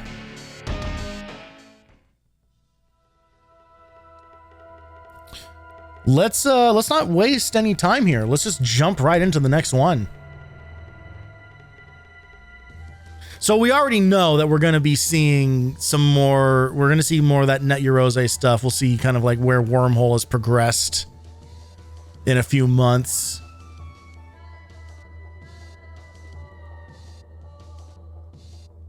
And who knows, maybe we'll be done with with the Tomb Raider talk. It's so funny how like as these discs go on, I mean, it kind of makes sense, because not that it's so strange, like for a console that has such a massive library on it, it does seem like only a very choice few would get any sort of real like media push on anything. You know, obviously you can't advertise everything, but when you consider like how many PS1 games are considered like obscure or underrated, it is kind of wild, like how many things just kind of like slipped through the cracks and like didn't get their time to shine.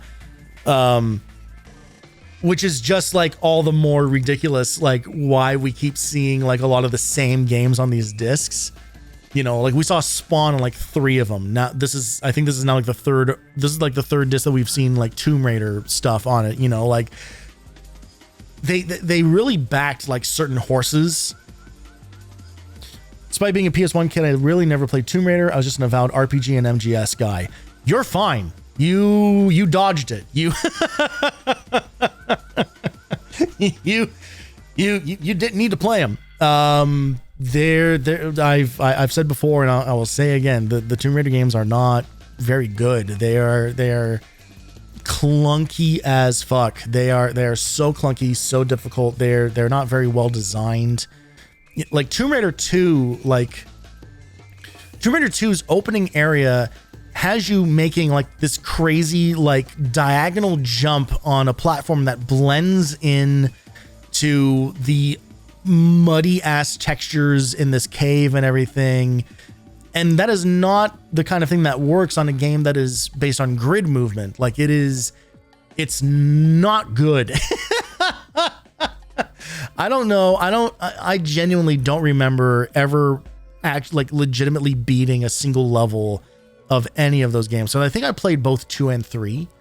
And it was very much the kind of thing where I would just use level select cheats. I would just use level select codes to just see the rest of the game, because trying to actually get through any one of those levels was an absolute pain in the dick.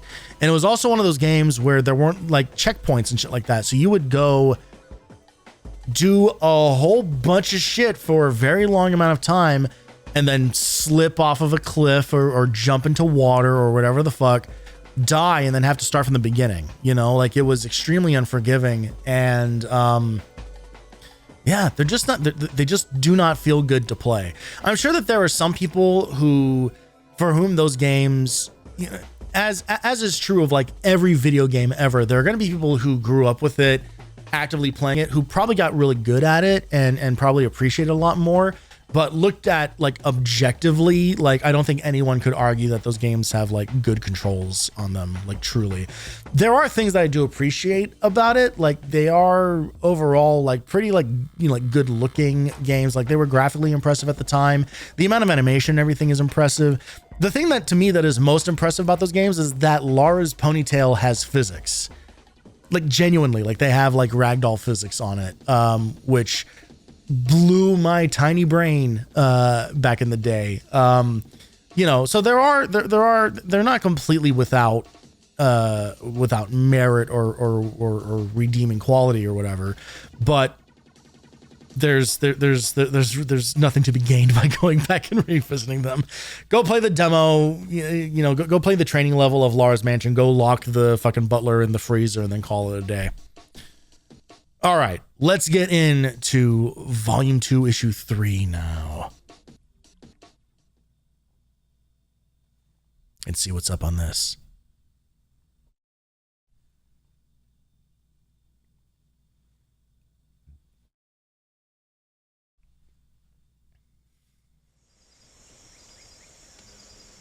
Well, we're going to the underground pyramids.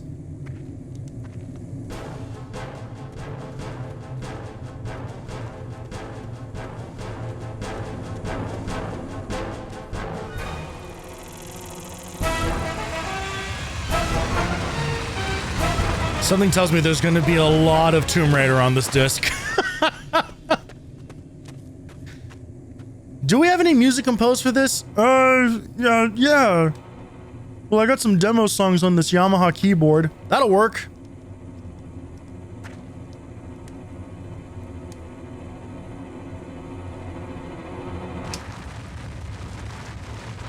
Oh no.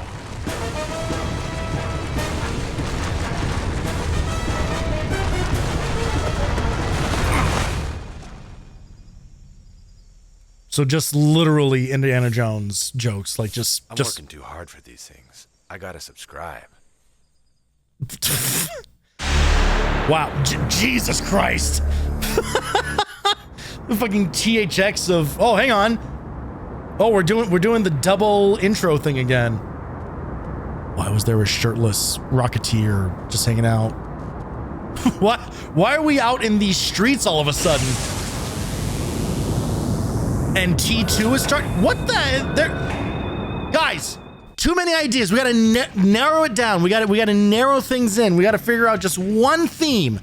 Just one theme for the disc, please, guys. All right. We got some Parappa the Rapper coverage. Got some Spyro the Dragon coverage. I am very excited about this disc. E3's coolest games. Downloads for Gran Turismo, Vigilante 8, and Tekken 3. More about Project Wormhole. Ooh, they brought back the tech Q&A about Inside Your Console. Code Archive, bulletins. Some preview stuff for Crash Bandicoot Warped. All right. No imports. No imports, curious. This time around. All right, let's go through it. If you're worried about this video about Parappa the Rapper not being very entertaining, I will just tell you, you just gotta believe.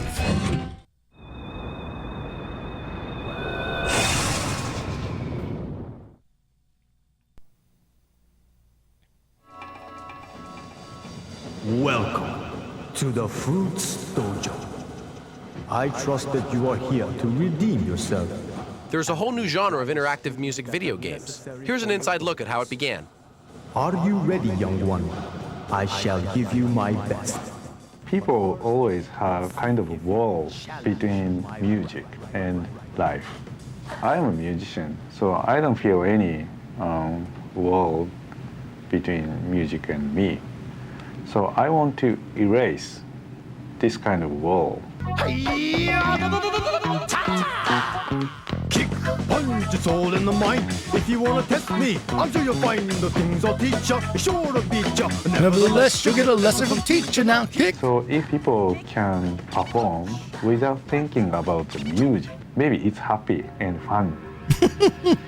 As a boy, Masaya Matsuda loved playing keyboards in Space Invaders. As a musician, he played in a rock group called Size and composed for TV and radio ads. But he always felt he was creating for everyone's needs but his own. This is going to be the thing that gets the VOD muted. Creative motivation only comes from the outside. All the efforts are just to fill the order. In the Somehow end, YouTube ID is going to clock that. So in the mid-90s, he dissolved the band and stopped commercial work, and he staked everything on combining music and video into a new kind of game. It wasn't easy. But I cannot say that the production proper went smoothly. We didn't have anybody with console game experience. Some of the companies we were working with almost went out of business. One after another, there was all kinds of accidents and problems. A key team member even ended up in the hospital after a traffic accident. The entire 2 years were like that. But in December of 1996, I had no the idea world's that was the first case. next-generation interactive music video game was released in Japan. It opened up a new genre, paving the way for games like Spice World and Busta Groove. Yo, yo, yo!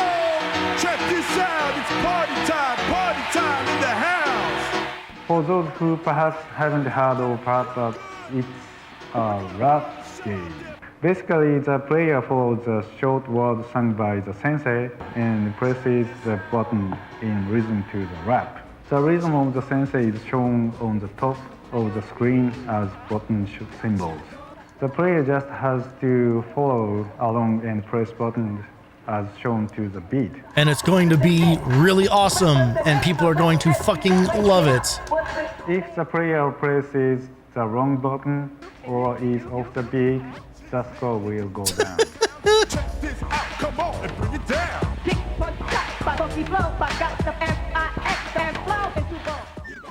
The game actually has 4 different soundtracks for 4 different player ranks, woven into a single track. As the Great player example rises of or the falls in gameplay. rank, the track changes appropriately in real time.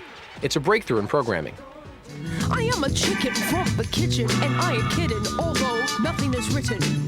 You are a chicken from the kitchen, and you ain't kidding, although nothing is written. That's why I chose PlayStation. This kind of technology is only for PlayStation. To attain a cool rank, simply following the rhythm of the sensei is not enough. They're really getting into the nitty-gritty of this game here. Be able to ad-lib beyond the rhythm and button commands of the sensei. So I will show you how to get cool.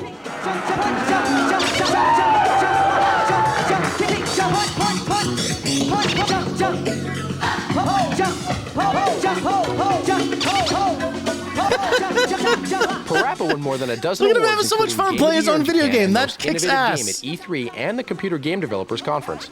Sales took off worldwide, and today it's available in nearly 50 countries.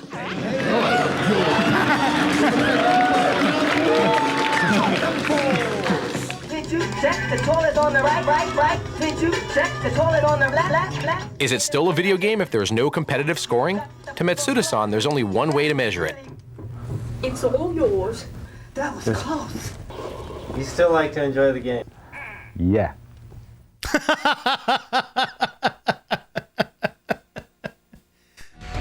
Well, that was adorable. I didn't realize that it had such a troubled production. That what a bummer. I'm so glad that it survived and came out, because it was, even if I'm of the opinion that the original Parappa is kind of like the only good game in that series.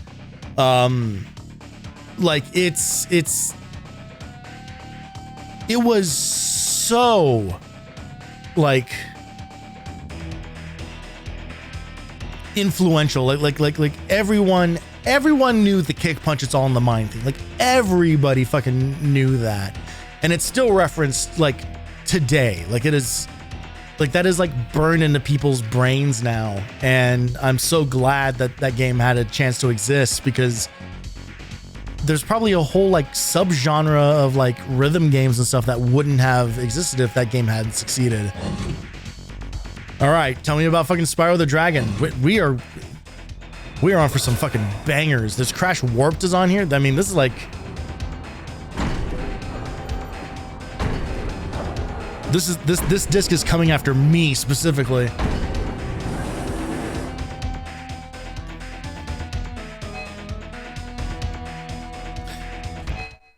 Let me inside Spyro.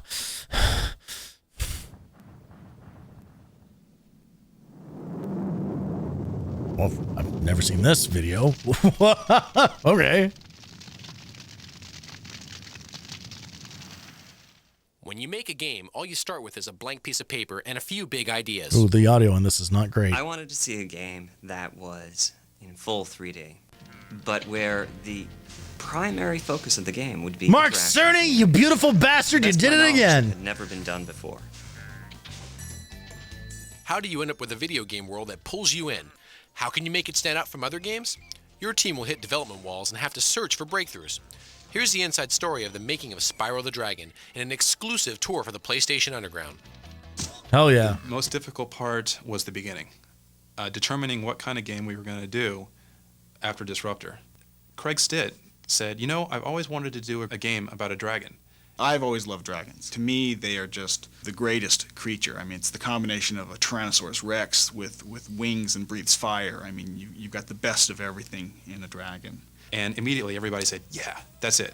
Because dragons can fly, they can run, they can flame, they can jump, they can do anything, and they're cool. In the game, you play the part of Spyro.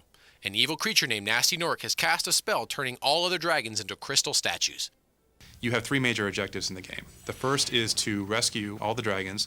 The second is to collect the treasure that Nasty has stolen from the dragons. And the third goal is to defeat Nasty himself. Designer Mark Cerny had come from such games as Disruptor, the Crash Bandicoot series, and Marble Madness. In Spyro, he had new ground he wanted to cover. I had this idea that you could do a panoramic 3D engine on the Sony PlayStation, where there wouldn't be any fog in the distance. And I challenged Alex Hastings to create such an engine. Most of what it takes to pull off that sort of panoramic engine, it comes around in, assembly draw routines. Oh, Alex sounds like a broken man. Specifically how to go about creating it. He blew me off and did something totally different. But it turned out much better than what I had in mind. Engine to draw the environments has broken down into 7 different little renderers that work on different levels of detail of the environment to try to keep this, the fact that you're seeing a quarter of a mile away. Yeah, I was going to say, you never... Tens of thousands of polygons into something that's more manageable. Because there's technically no fog, but you do see like the LOD, like the level of detail, like kind of like constantly. But also, he created an engine where you could have detail on the objects that were close. The real trick is that in every transition, we try to do a fade or morph transition, something where you're not going to see it. I think there's never been a console video game where you got both of those. He had to write some damn good code. The fact that this game is coded specifically for the PlayStation is probably our biggest advantage. When you compare it to, say, a PC or other console platforms out there, the PlayStation is really different. The things it can do well is it can draw an enormous number of polygons. Some of those guys have 5,000 polygons in them. You'd never try to do that on any other console. Well, I think the flying levels really were a surprise for us. Everybody loved it. We made sure that we had more of them. I played the flying rounds, the free flight rounds over and over again, trying to get through all the obstacles in the shortest amount of time and trying different paths to see if I can beat the record. You can easily waste an hour or two doing that and not even realize it. The DualShock analog controller really allows a great feel and a good freedom of control. You can just point it any direction you want and you're going there. And they've integrated the feedback in there too. You can ram yourself into a wall and you'll just feel it come back at you. The game also has features especially for hardcore gamers. In every single instance where you can super dash, there is a secret place you can get to That is our challenge to all the really good players out there. Is not to go out and buy a hint guide or read about in the magazines. But Mark to Cerny find has out for such a themselves where specific cadence that he speaks in. Another feature that pulls you in is the soundtrack. Mark Cerny talks like a man who fully expects every one of his sentences to be used as a cutaway line in some sort of trailer. Spyro includes some well-known voices. Don't worry, the only one who's gonna be trapped is him. When we were putting together the voice of Spyro, we talked to Carlos Alazraqui first and last, as it turned out. I think we went through about maybe 5 or 6 versions, you know, where he was like really young and had Lionel up in the nose, and then he was like really cooler and older, and they actually recorded something like that, but then they found out he was too mean. So then we just kind of did a mixture in between the two, where it's kind of like he's really kind of a go-getter kind of guy and kind of tough, but really kind of nice. Be on the lookout for North Commandos, Spyro. The other big voice part of the game is with the dragon. One of the voices that we've relied upon a lot is Clancy Brown, who's a well-known actor who was in Starship Troopers. The dragons are freed from their crystal, and then they give him advice and tell him how to play the game cryptically, you know, to teach him how to fly, how to use the buttons, where to go, what to say, who to do, who he has to fight, who he doesn't have to fight. As soundtrack and gameplay. It's funny, everyone, you know, I feel like everyone knows who Clancy Brown is, but I didn't recognize the name Carlos Alazraqui. Dude is still doing stuff. Like, this guy has a billion fucking acting credits. 464 acting credits, as a matter of fact. Lots of cartoons. Tons and tons and tons of cartoons. Which makes sense. I'm kind of curious about, like, what was more of his stuff around, like, the 90s? Like, are there things that I would have known him from?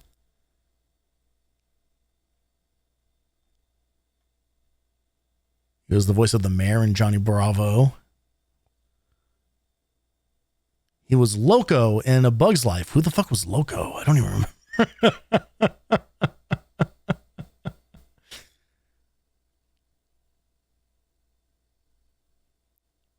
Wow. Dude did a lot. That's awesome. Come together. Is Spyro a world that pulls you in? It's already had an effect on the team. Actually, now, if you walk around the office, a lot of people speak in the voices of the characters. What? Ow.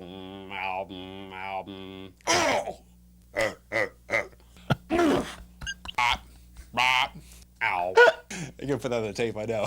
That's the only thing I'm going to have on there. Someone please make a remix using all of those as samples.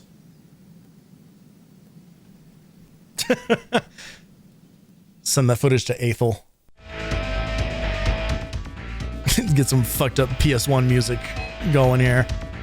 All right, who makes your games? I'm going to assume that this is separate from the Spyro stuff. What's on developers' minds? PlayStation Underground takes you inside the world's biggest annual gathering of GDC. video game developers to find out. Every piece of intelligence in the known universe that it has anything to do with gaming is circling this little small area right now. It's kind of like being in the nucleus of an atom. I'm Jennifer Polka, and I'm the director of the Computer Game Developers Conference, now called the Game Developers Conference as of today. Our primary attendees are programmers, artists, audio guys, sound engineers, musicians, producers, level designers, people who put together the Whoa! games. I'm the Mighty Fat Man. Some proto VR in there. Computer game. Hopefully what we're going to do is meet with a bunch of publishers, and a bidding war is going to start up, and it's going to propel us to the top. I'm hoping to meet some females. I mean, growing hugely. Crash Bandicoot. More people pre-registered this year than last year. Some figures say that it's about $9 billion in games this year. I've heard up to $18 billion. Oh, give me one of those and the PlayStation Reality Glove. We're making this gladiatorial death race, fighting hoverboard. I'm going game full for the 6 degrees of PlayStation. freedom on my streams from now on. Currently, we're working on a Sony PlayStation title called Monkey Hero. It's action-adventure, top-down, 3D world Monkey with Hero. 3D characters, and you basically go around exploring, killing monsters, fighting bosses. cute game, kind of an interesting blend of like sprite work and 3D environment Game stuff. developers still have the same ethic that they've had since the start, which is a strong ethic of sharing knowledge and ideas with each other and sharing technology. But now I can actually do smoke and fire in real time, and that'll bring more life to the game. I've been in a number of businesses, and this business, more so than many of the other businesses I've been in, everyone really, really, really wants to do this. So far, it looks like there's a few more women than there were last year. Normally, it's about 95% male, but I've seen a bunch of women in the lobby. I came up with a game concept, basically, that is totally It's actually really, new it's actually very nice to. It's probably bad optics to pause a woman speaking to say my part. I was gonna say, it's heartening to hear that, like as early as like 98, 99, that they were already seeing like more women like in the field and stuff. That has certainly gotten better like with time. It's basically aimed at a totally untapped market. And that's good for the industry because the industry needs to be able to put out games that everybody can play. And part of that is having women involved in the design process and the programming and production processes. There's sword fights, there's gun fights, there's Wild West, there's horses, there's bodice ripping, there's kissing, there's, you know, all sorts of really fantastic adventure, but it's from a very romantic point of view. Sorry, what was that last If you one? want to be a developer, the first thing to do is to come to the CGDC and meet a bunch of people. For one thing, it'll give you connections, but probably more importantly, it'll give you a sense of what people actually do when they develop games. It's not an easy job to have. My favorite thing as a PlayStation fan is Shorty's move from Bust a Move. Damn, she fucking emoted on us, guys. Put that in Fortnite. Now a bunch of teenagers who have no idea what the fuck that's from. Make it a TikTok trend. That's very cool. So funny. I guarantee you none of the women featured in that wanted anything to do with those fucking Barbie games we checked out a couple weeks ago. Total dog shit.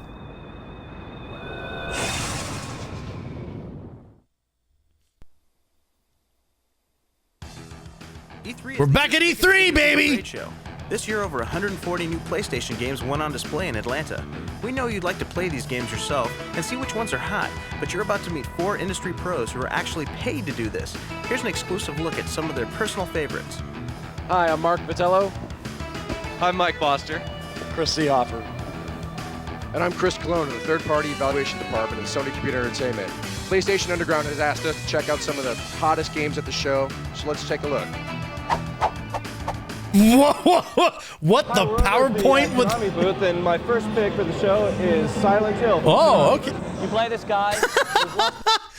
The perfect game to play in an extremely loud and distracting setting. His daughter. You were driving into town involved in a car crash. When you wake up from the car crash, your daughter's disappeared. The only problem is, so is the rest of the town. You see fabulous lighting effect now. Very good video This works game. very well in the game to build tension. Very, very good As video you're game. exploring They nailed areas, it in one. You can't see beyond the range of your light, which means the monsters are going to leap out at you and be almost on your toes before you see them. Look for Silent Hill in a store near you this Christmas. We're here at Sony Computer Entertainment America's booth, and my first pick is Spyro the Dragon. This is Spyro the Dragon, developed Two for by two. Insomniac 2 for 2 Games on the and bangers. Universal Interactive Studios. It's a full free-roaming 3D action platform game. Some of the really cool things about this game is that it has these beautiful panoramic worlds, all 3D, with great 3D characters and animation. As Spyro the Dragon, you can flame, roll, glide, fly. Your goal in Spyro the Dragon. You'll never actually need to use the roll button. In fact, they will remove it in the sequel like immediately. It's a truly useless My move. first pick of the show for hottest game has to be Legacy of Kain Soul Reaver. Let's take a quick look at it. A game people remember is better than it really is. Streamed together. So you get this non-loading, continuous world where every level is just really super rich with detail because we're constantly bringing new data in. So it gives you this very immersive environment. As the game goes on, you acquire mechanics which make you explore more nooks and crannies of the world. So the game kind of blossoms from a hub and spoke kind of a model. Game is extremely technically impressive. Like, it is crazy that that game runs on the PS1 as well as it does. Absolutely dripping in style. Like, it has such good tone and atmosphere. And then there's the part where there's the gameplay and the quote unquote story. And the gameplay isn't particularly bad. Like it's fine. Adored the atmosphere, got burnt out pretty quick. Yeah. Because the primary thing that you do in Soul Reaver is push boxes. Like that is the main thing you do, is you push boxes and you use the same 3-hit combo on every enemy. And also, for a game with such absolutely wonderful voice acting, like truly great performances from everyone all around, like not a lame performance in the bunch. The story goes nowhere. The story truly goes nowhere. Like, every single character you talk to just speaks in like weird like riddles and vagaries. And the whole thing ends quite literally with a "to be continued." Like, it was this was one of the first games that I played on stream. Like, I'm pretty sure I did this like in my first year of streaming. And I still remember the feeling of disappointment, like at the end of it, like a game that I had wanted so long to see all the way through to the end. And when I finally did, my reward for a billion fucking box pushing puzzles was no explanation. Fuck you. Find out in the sequel. You have lots of player mechanics. You can stab vampires through the heart and impale them, suck souls to gain energy, like she just did there. Check out our game, Soul Reaver, Christmas '98. Hope you love it. We're here in the Fox Interactives booth. My next pick for the show is N2O. Basically, we are pushing the PlayStation to the extreme. Please don't compare Project Wormhole to this game. 22 aliens, 15 weapons, numerous ways of killing enemies. Every time you kill a beast in these tunnels, it will release a burst of... It's probably obvious from this footage, but N2O is an absolute seizure simulator. Like, it is... The more you kill, basically, the faster you go. Obviously, another big feature is soundtrack. It is extremely overwhelming. Four exclusive to our product. This extreme shooter is coming out middle of June, so look out for it. It's going to be really hot. It's not. We're here at the Psygnosis booth for my next pick, Colony Wars Vengeance. It's a space combat epic banger game, which takes what was great about the original game and does it even better second I still like the first game more than Vengeance, but it's still a fucking pretty good game. A wish list of everything people would want in a sequel to the game. Still pretty goddamn good. You should play the first 2 Colony Wars games, everybody. We got 50%. Ignore Red Sun. Red Sun fucking is a bummer, but got characterization. Goddamn, those first 2 games. We've got these new mech creatures coming. I sure wish someone would release another space shooter that is just straightforward dogfight action combat. And everybody else. I don't need to do trade routes and mining shit with all your Forex nonsense. My second pick for best game of the show is from Psygnosis, and it's ODT. I'm presenting ODT, which is our new, slightly less cool than Colony Wars. RPG part. You have the choice of choosing between 4 characters. Everything is based on a motion capture engine. You have 4 weapons, a lot of spells to launch. And of course, depending the way you live the adventure, you will accumulate some experience and you will be able to customize a lot of your character. You need to see, it's third-person shooter, but like with you will be able to use with tank controls, like basically. For example, in order to clean very difficult areas. So the game is in beta now. It should be released near the end of the year, probably in November '98. We're here in the Konami booth with the greatly anticipated Metal Gear Solids. This game definitely promises to live up to all the hype that was generated last year. Probably the coolest game here at the show at E3. You play a character called Solid Snake. He's a genetically engineered super soldier with the aim of infiltrating an Alaskan base to stop nuclear missiles launching against the US. Leon Fonterib! With telekinesis that are throwing objects at you and shooting you at the same time. Plus, we are making some really cool usage of PlayStation hardware. The DualShock controller, for example, every time you're spotted or shot, it's going to vibrate.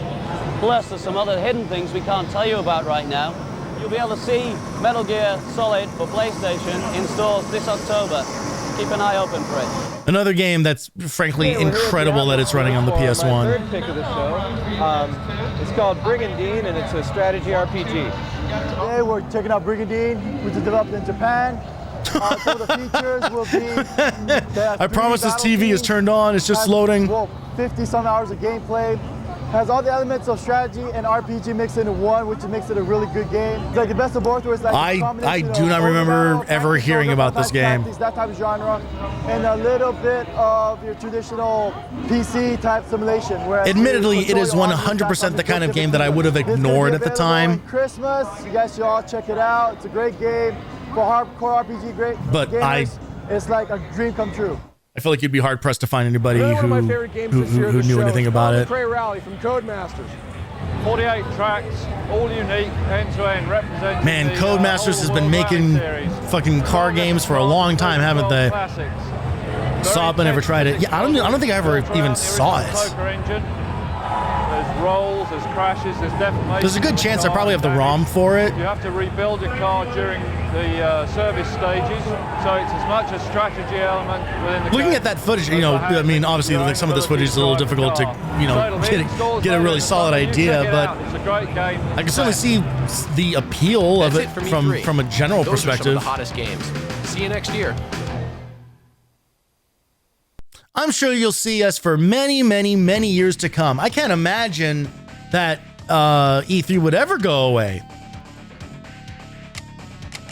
I'm assuming that this just takes us to the different parts in the video. Yeah, okay.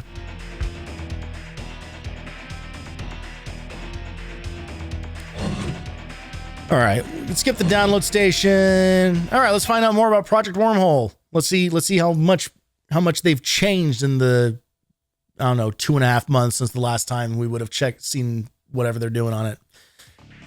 Almost didn't make it to the end of that sentence. World building basics. Project Wormhole, Part 2. Last issue, we learned how game objects are created and brought into the game environment. Now it's time to create an environment for our objects. Wormhole will take place in a tunnel filled with obstacles. We'll draw the tunnel using texture map polygons, just like any other object in the game. If you happen to watch the video for E3, you may have seen N2O, which appears to do this whole idea a whole lot We need to better. break it up into manageable sections so that we only draw the part that is in view at any given time. This makes the representation of the track very small. We only need to store an ID number for each successive section and can make very long tracks without taking up too much memory. Also, how will we generate different levels in the game? One solution is to make prefab sections of the tunnel and then join them together to form a continuous track. Our world design problem has now been reduced to settling on the properties of each tube section. Now, let's plan camera control. As the car flies down the tunnel, we'll have the camera move with it so we can see what's happening. We want to be able to switch camera angles on the fly. We'll have a fixed camera that follows the car render. that always stays upright, a view from the driver's seat, Oh, God. and possibly others.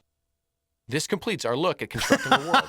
Check out the tunnel we've built, then preview Part 3. Yeah, your tunnel racing game needs a cinematic camera.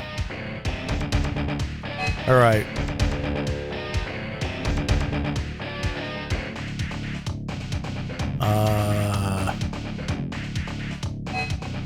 Hold on, start. Okay. Control camera, raise lower camera, remove section, add section.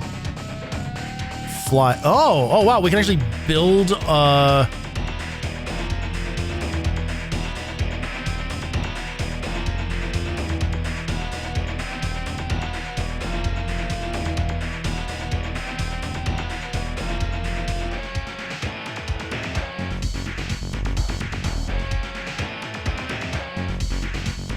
wow, we just straight up just build an entire track, huh?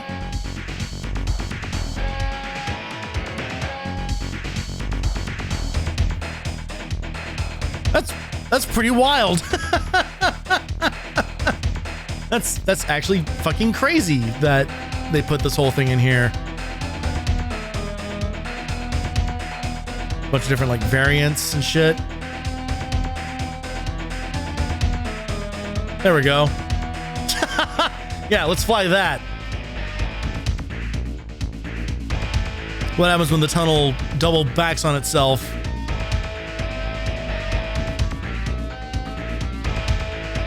Yeah. Yeah. Oh, okay. It does actually run out. That's pretty neat.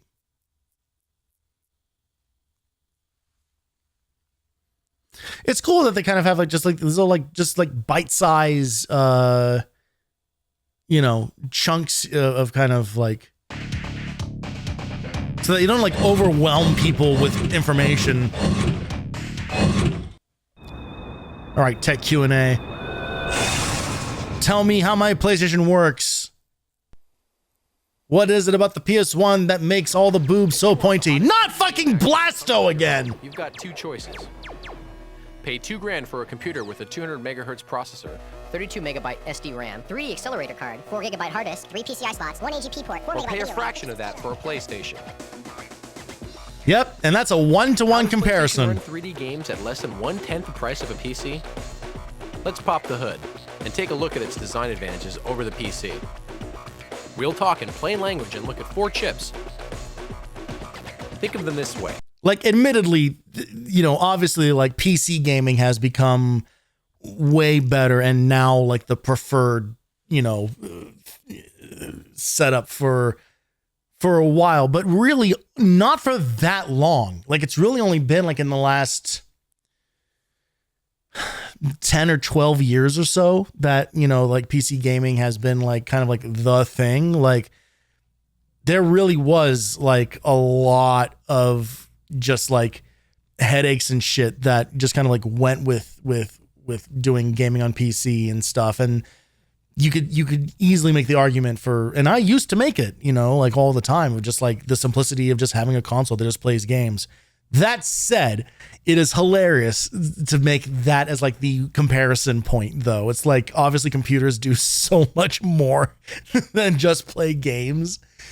And it's so reductive to make it just kind of like, you spend all this money for this thing, it's barely going to fucking work. And it's like, or you can have a PlayStation. And it's just like, well, yeah, but PlayStation isn't going to help me write documents or go on the internet.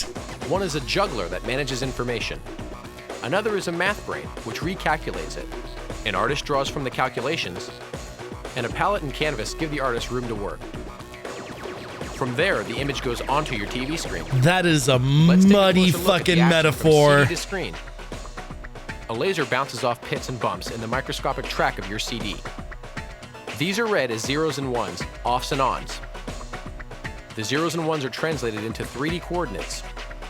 The coordinates are picked up by the juggler, also known as the Central Processing Unit, or CPU.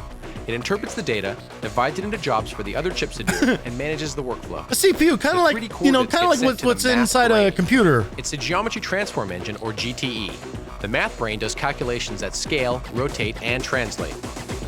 That's not easy. The game is 3 dimensions, but the screen is only 2 dimensions. So the math brain has to flatten a 3D world onto a 2D screen using perspective conversion. Be glad you're not crunching the numbers yourself. No. Like, genuinely all the music in all these discs is fully interchangeable with each other. Another name for the graphics processing unit. The artist paints in the sketch. To have room to work, the artist gets color and texture from a palette and builds the actual image on a canvas. The palette and canvas are in a 4th chip called the video memory. From the canvas, the image is projected on your TV. I get what they're going for with this whole like, that makes you your know, console brain artist palette thing, but everything happens at 30 million instructions per second. I so feel let like your fingers fly. In some ways, it just makes it more confusing as to what the hell is going on. So how does the PlayStation do it for less than 1/10 of the cost? To be fair, a PC is designed for other roles besides 3D games. Oh my God, they admit it. And because PlayStation is focused totally on games, it can deliver maximum gameplay at minimum cost. Okay. The most important game At least they're components are more saying tightly it. integrated in a PlayStation. For instance, this chip is both the juggler and the math brain, which increases the speed. In a PC, these functions would be performed by separate components. By being separate, they're more expensive to manufacture. In a PlayStation, the different key chips share the Maybe you same have a Sound communication Blaster path card for some and reason. faster response. Key chips in a PlayStation have a design dedicated to gameplay action. This helps 20 of the most important gameplay effects, such as running into the distance, happen faster with less number crunching. The result is a lean, efficient game engine running right now under your hood. Let's review. Off your CD comes a gazillion zeros and ones. The juggler feels them, the math brain converts them, then the artist draws them, putting textures on a palette and building the image on a canvas. The image goes from there onto your TV. Meanwhile, your fingers can just pound away. Play on. That all makes perfect sense, but there's one thing I don't understand. Why would anyone want to play Blasto?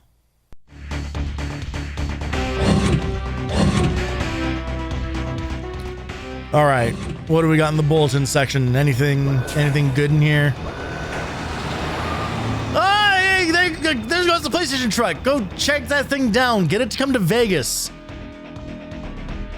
I will DM Sony my direct coordinates. All right.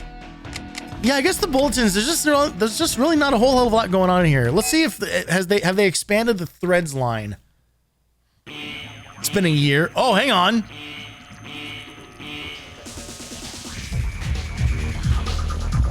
Oh yes, now we're talking. Yeah, green screen dancing shirt with no body in it. You wouldn't download a hoodie, would you?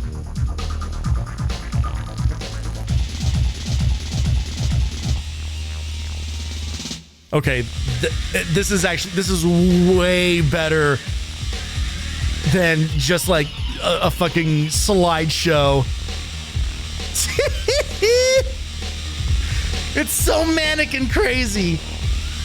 Chain wallets, baseball caps, Blasto V-necks.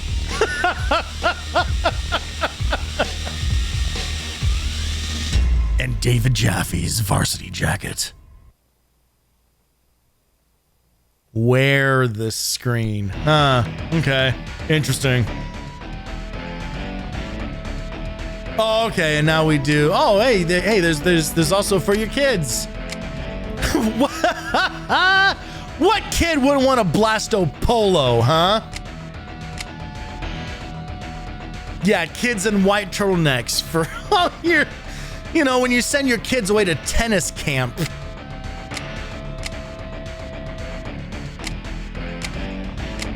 Man. I think some of these prices came down from the previous issues too, maybe.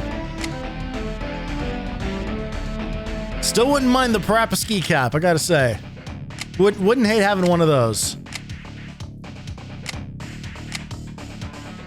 You mesh tank. Yeah, mesh tank, mesh shorts, and then you're ready to rock and roll for your bod spray on deodorant video commercial. Chain wallets and a short sleeve Don Henley. All right. I feel like the comments are also kind of like a little disappointing. Games for girls. Here we go. I am 11 years old and I really love PlayStation and gymnastics, but I don't think there is enough games for girls for PlayStation because most of the games involve fighting. Leanne, girls can fight too. Get in there. Go kick your little brother's ass in Tekken or something. I just received my first issue of PSX of PlayStation Underground and it's great. I am 31 years old and I have been playing games since the start of the industry. I'm really excited about Metal Gear Solid. Metal Gear and Snake's Revenge were and are two of the best games ever made on any system. Keep them coming. Interesting take, Mike K. Very interesting take to suggest that those old Metal Gear games are fun. They're certainly interesting and they're certainly ambitious. Like there's no denying that, but they are difficult to go back to. You guys know PlayStation is the best system out there. I just got issue 2.2 and I've been playing with it for hours. Now all my friends are signing up. Come on, put my letter in the magazine. If you don't, I'll hold my breath. That's good. Threaten them. Threaten to get your word out there. Download station was cool. Jesus. Fucking look at this dude essaying. Christ. More review section. Oh, people talking about the wormhole stuff. All right. Neat. I think that is it on this disc for the main content. Oh no, yeah. Oh my God, how did I forget? Show me early footage of Crash Bandicoot Warp, please. Show me early footage of my favorite of the Crash games.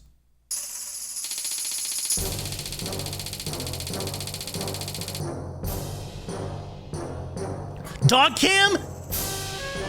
Guys, I have exclusive footage to the prequel to Good Boy. Okay, so this is Coco Bandicoot, Crash's sister. This game, she's going to be riding on a tiger. She's a playable character. And over here we have Tiny the Tiger, who was one of the characters in Crash 2. Damn, this dog is really good at getting just the right camera angles, isn't it? He's a Roman gladiator. Hey, Mark, what's going on? We'll give you Mark? The dog's name is Mark?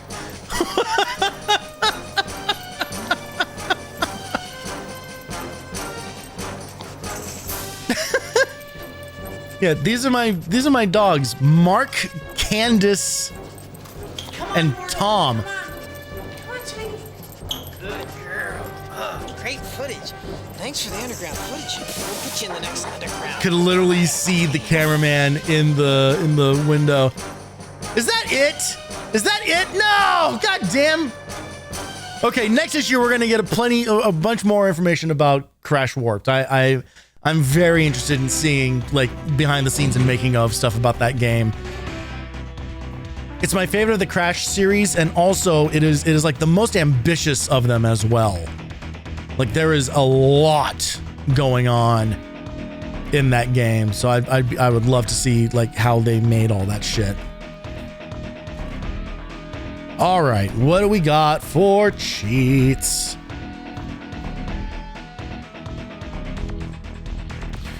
Oh wow, is there nothing on this one?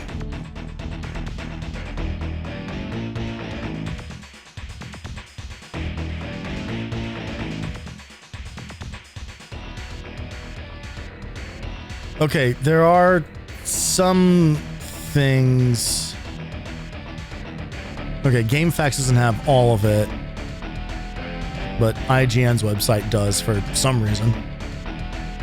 Looks like most of it is on disc 2. I guess if we want, we see codes for Forsaken.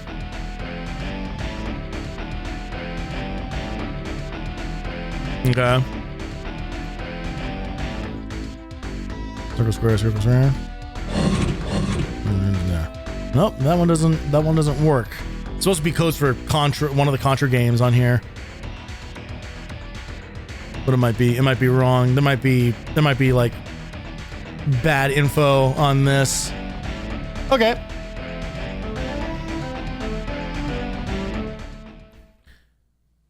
Let's flip things over to disc 2 here as we approach the end of this evening.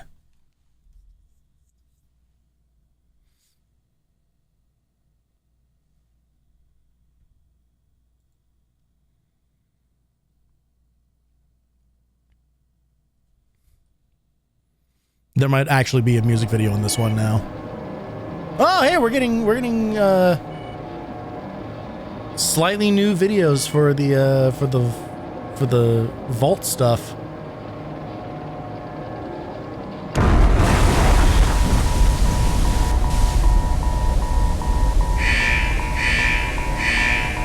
Okay, we're getting a an alternate view here. All right, let's see. We got Turbo Prop Racing, a demo for Medieval, kick-ass. Spyro the Dragon, kick-ass. Gotta have a fucking NFL game on there. Oh, the imports are on this disc. Okay. Duke Nukem, Batman and Robin. Oh boy. An actual demo for Metal Gear. A demo for Legacy of Kain 2. They didn't even call it Soul Reaver on this disc. Trap Gunner. Video for Tenchu. Wow, there's actually a lot of stuff on here. What the fuck is this? Iraira Bow? Am I getting that anywhere close to correct? They make a fucking first-person sword fighting game on the PS1?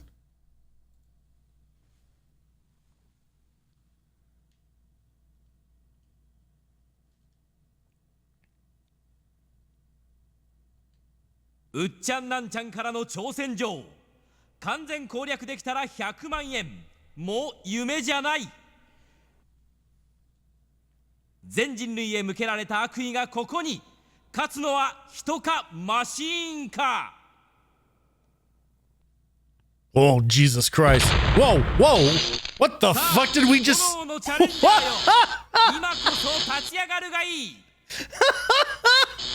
I'm in. Whatever the fuck this is, I'm all on board.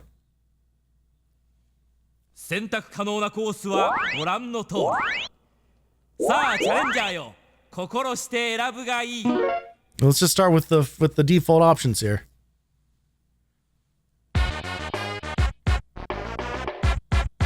Oh! It's irritating stick. It's irritating stick.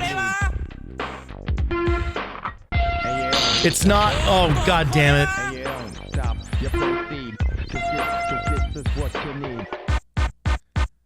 It's not a sword fighting game. Yeah, this game exists. It's called Irritating Stick. This might be, I don't know if this is literally that game or if it's maybe like a Japan only like version of that game or release of it or whatever. But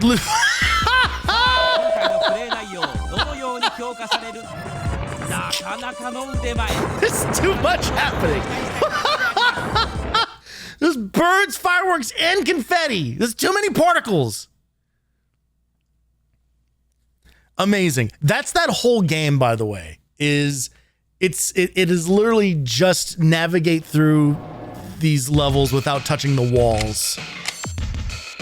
All right, I am not going to have fucking Guilty Gear footage on this channel. Never again. Okay, let's check out the video for Batman and Robin. I bet they make this game look really cool.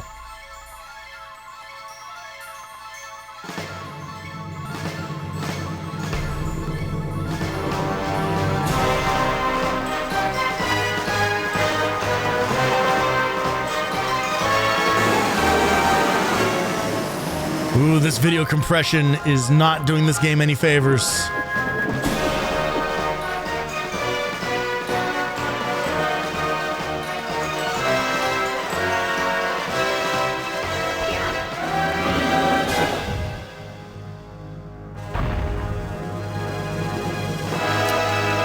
I don't remember if it's this one or if it is a different Batman game on the PS1, but there is one of them that's actually fairly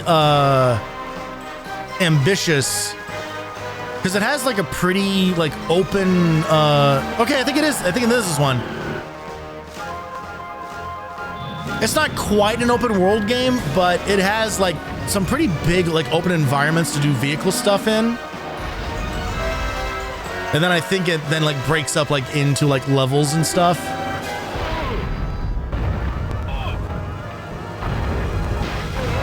That said, I mean, you can kind of probably tell from this that this probably does not play super great. As you beat up Cryo Man, Hockey Man, and Zombie. Like, look at this fucking camera. Look at how close the camera is.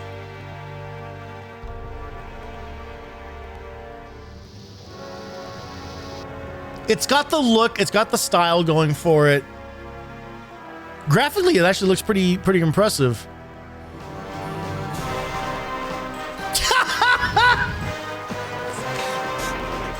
Save, of course, for Batman's giant fucking mouth.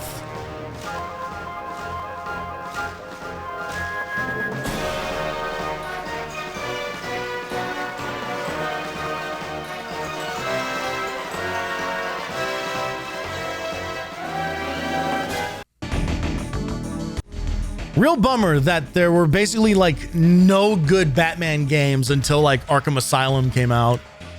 I guess people really like the NES game. I think Ocean developed that one.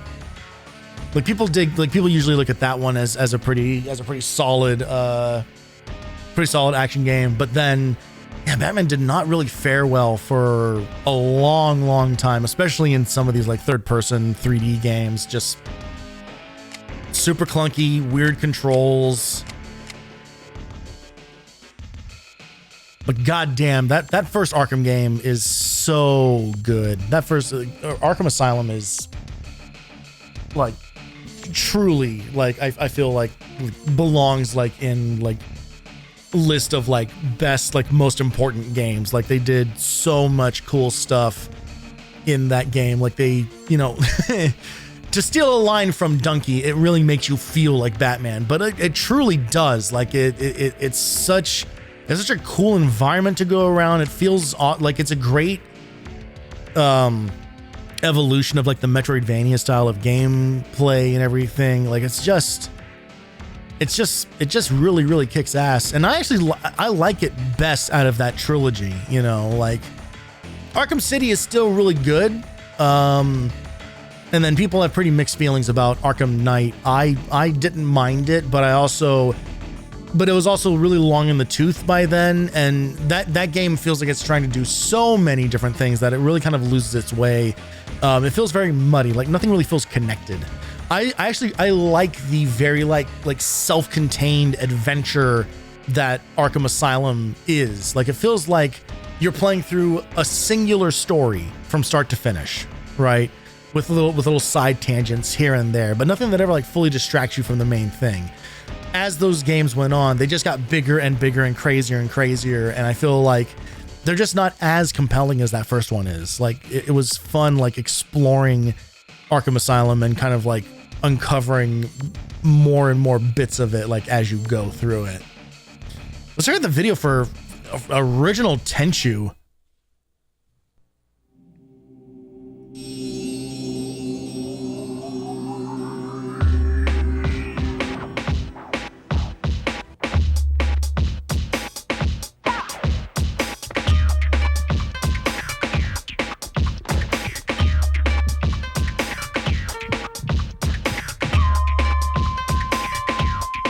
Tenchu games are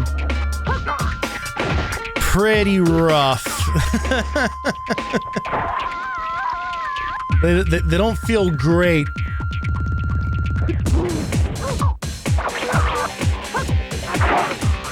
And I will say, like, the first Tenchu, like, even more so than Tenchu 2. Tenchu 2 on the backlog as a game that I never finished. It is very, very difficult and not really for the right reasons. Like it is very, very clunky. But I will say they are cool. Like there is a style about them that I dig. They do stealth okay, you know, like they do it better than just straight up if an enemy sees you then it's over and you have no idea how far they can see type of a thing. They do a good job of like informing you like how close you are to being detected. But the controls are they take some time getting used to. They're kind of like Tomb Raider, honestly. they move in a very specific type of way. Okay. To watch footage from an upcoming boat game, press this.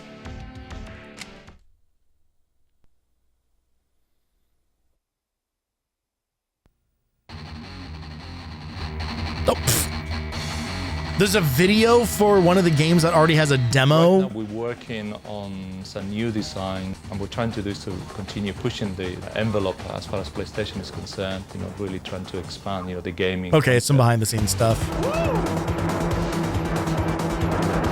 What distinguishes this game is the sensor speed. It's a 60 frames a second game, and it's working at high res. We're really pushing the barriers, really getting speeds which you just don't get in other racing games. Quite a fast game. quite challenging. I mean, here and there it's quite a hard game to master, partly because you've got waves happening randomly, really, and those waves can throw you off your line, which takes a bit of getting used to. I mean, this is a whole new form of gameplay. You can set up the boat for just where you think you're going to get around the corner well, but the wave can throw you off at the last moment. Sounds more frustrating than anything, guys. You've got to fight against the current, you've got to go for the best line. So the physics obviously come into playing too. And that's why the game is good in two-player, because both players are being nudged around by the waves equally.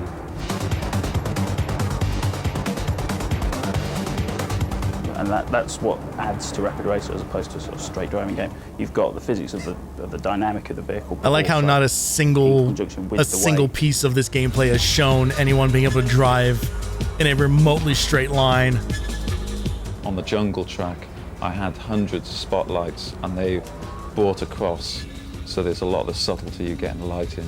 You go under a grotto and you get the darkness, you get the greens. At the high resolution, that really is a feature, you know, it really brings it out. Well, there's an awful lot of different tracks, but the artists built 6, but there's also a computer-generated track hidden away at the end of the game, which has got thousands and thousands of possibilities. I'll have to talk to the program to find out the exact figure, but there's a hell of a lot. Yeah, we all play some randomized generation on my own course, hidden at the end there. Back to front, but that actually would have been pretty fun to discover. Still thrashes me on it, so what could I say?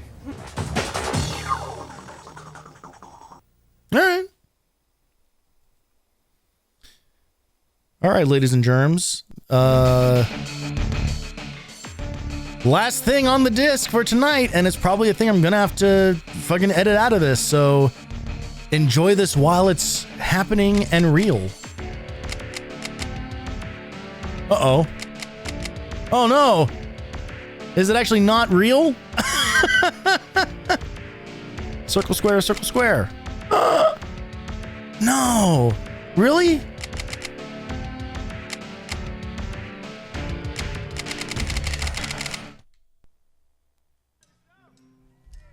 I force it to happen. I force it to happen. Yeah, so here's a video for Soul Asylum. VOD watchers, sorry. I just typed in Soul Asylum Runaway Train and then it auto-filled music video Missing Children. In 1993, US band Soul Asylum released their critically acclaimed music video which features the names and faces. Oh, okay.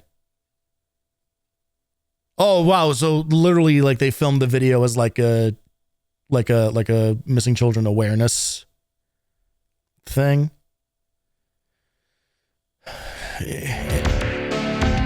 Interesting decision, to be sure. I'm looking at a Reddit post from 2 years ago that has updated information.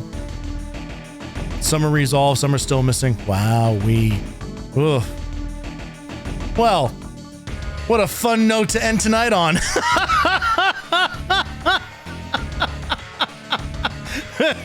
Really,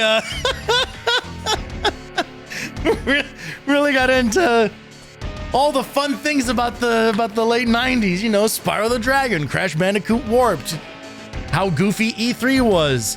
There are over 100,000 children missing across the United States and the UK combined. Well, thanks, Soul Asylum, for fucking up our vibe.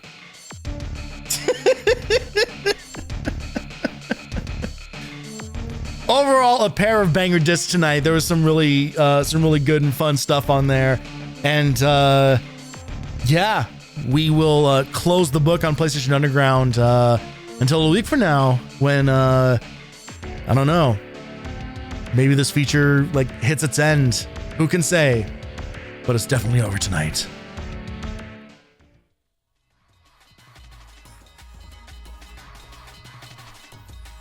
And yeah, with that done and dusted, that completes another Demo Disc Dive Tuesday. There is one Tuesday left in September. There is one. We are going to end up being done with this. Maybe. It'd be sick if you did the PS2 disc eventually. So here's the thing. I don't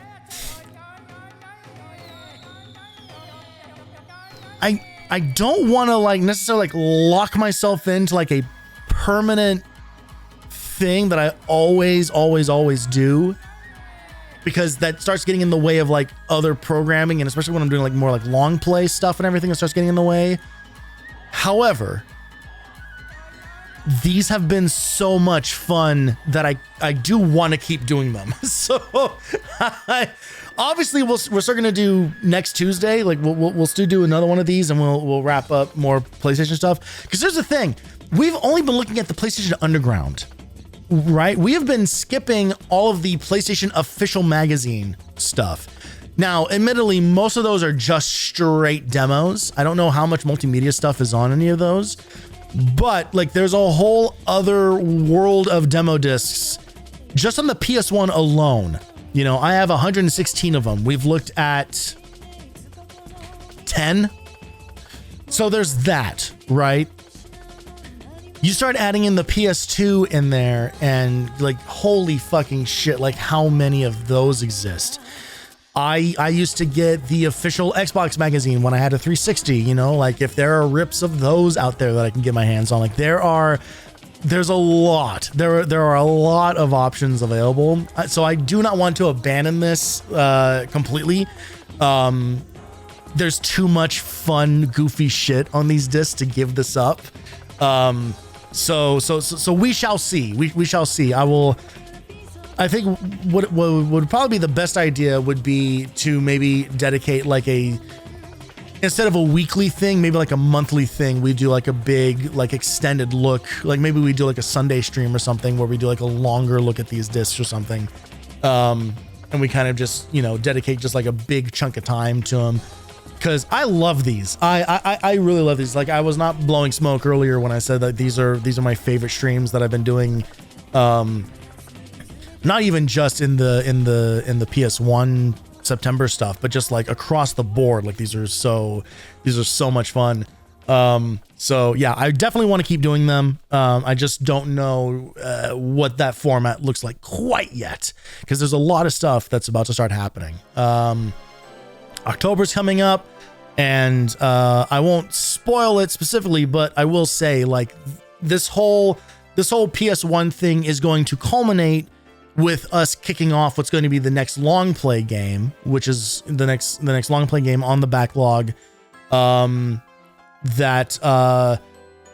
coincides with the fact that we're going into October, coincides with the fact that we're going into spooky times. You know, so we're going to get scary again, and it's going to be another PS1 classic.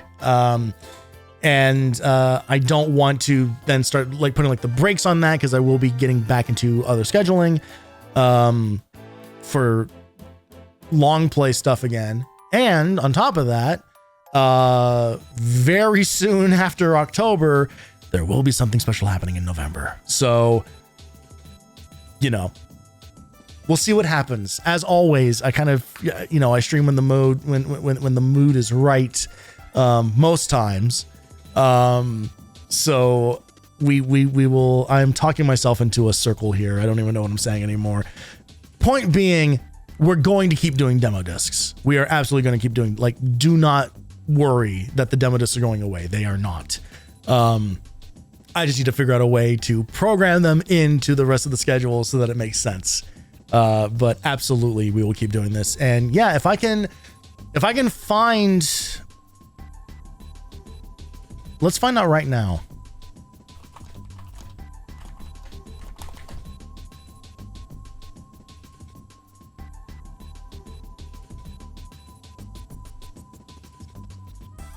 Okay.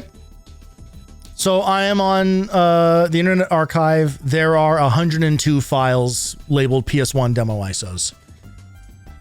Yeah, don't worry. Don't worry. We're going to get there. But for now, the only thing I want to get is out. let's get to the end here. Let's finish things up. We are going to continue the week theme on Thursday. This week's theme being fighting games. So this Thursday, 7 p.m., I will be back here playing a fighting game sampler. Just like the other Thursday night samplers have been, it will be a bunch of different fighting games, covering a bunch of different looks and styles. And I'm going to maybe stretch the definition of fighting game a little bit to include a couple of other like more obscure suggestions that have been thrown out like in Discord and stuff. Because I want to make sure, because there are also games that are admittedly I'm probably never going to check out on my own, like of my own volition. So I would much rather like use this as an excuse to see all that stuff, because I would otherwise not even think about putting them on stream. So tune in for that. Before that, of course, tune in tomorrow, 7 p.m. on Valeno's channel. I will be there for more Machinarium. A very different energy than this, a bit more patient point and click adventuring. Yeah. Then after that, I'm going to take a few days off. This keeps happening. Where I'm ending up doing like 3 nights in a row of streams for something. And I don't know how that managed to happen basically every week this month. I'm not really complaining, but I am tired. And I need to start getting to work on some other things. But as always, thank you guys so much for being here tonight. And let's get the hell out of here. Let's go raid Viria, who is doing another round of Human Fall Flat with Low Punny.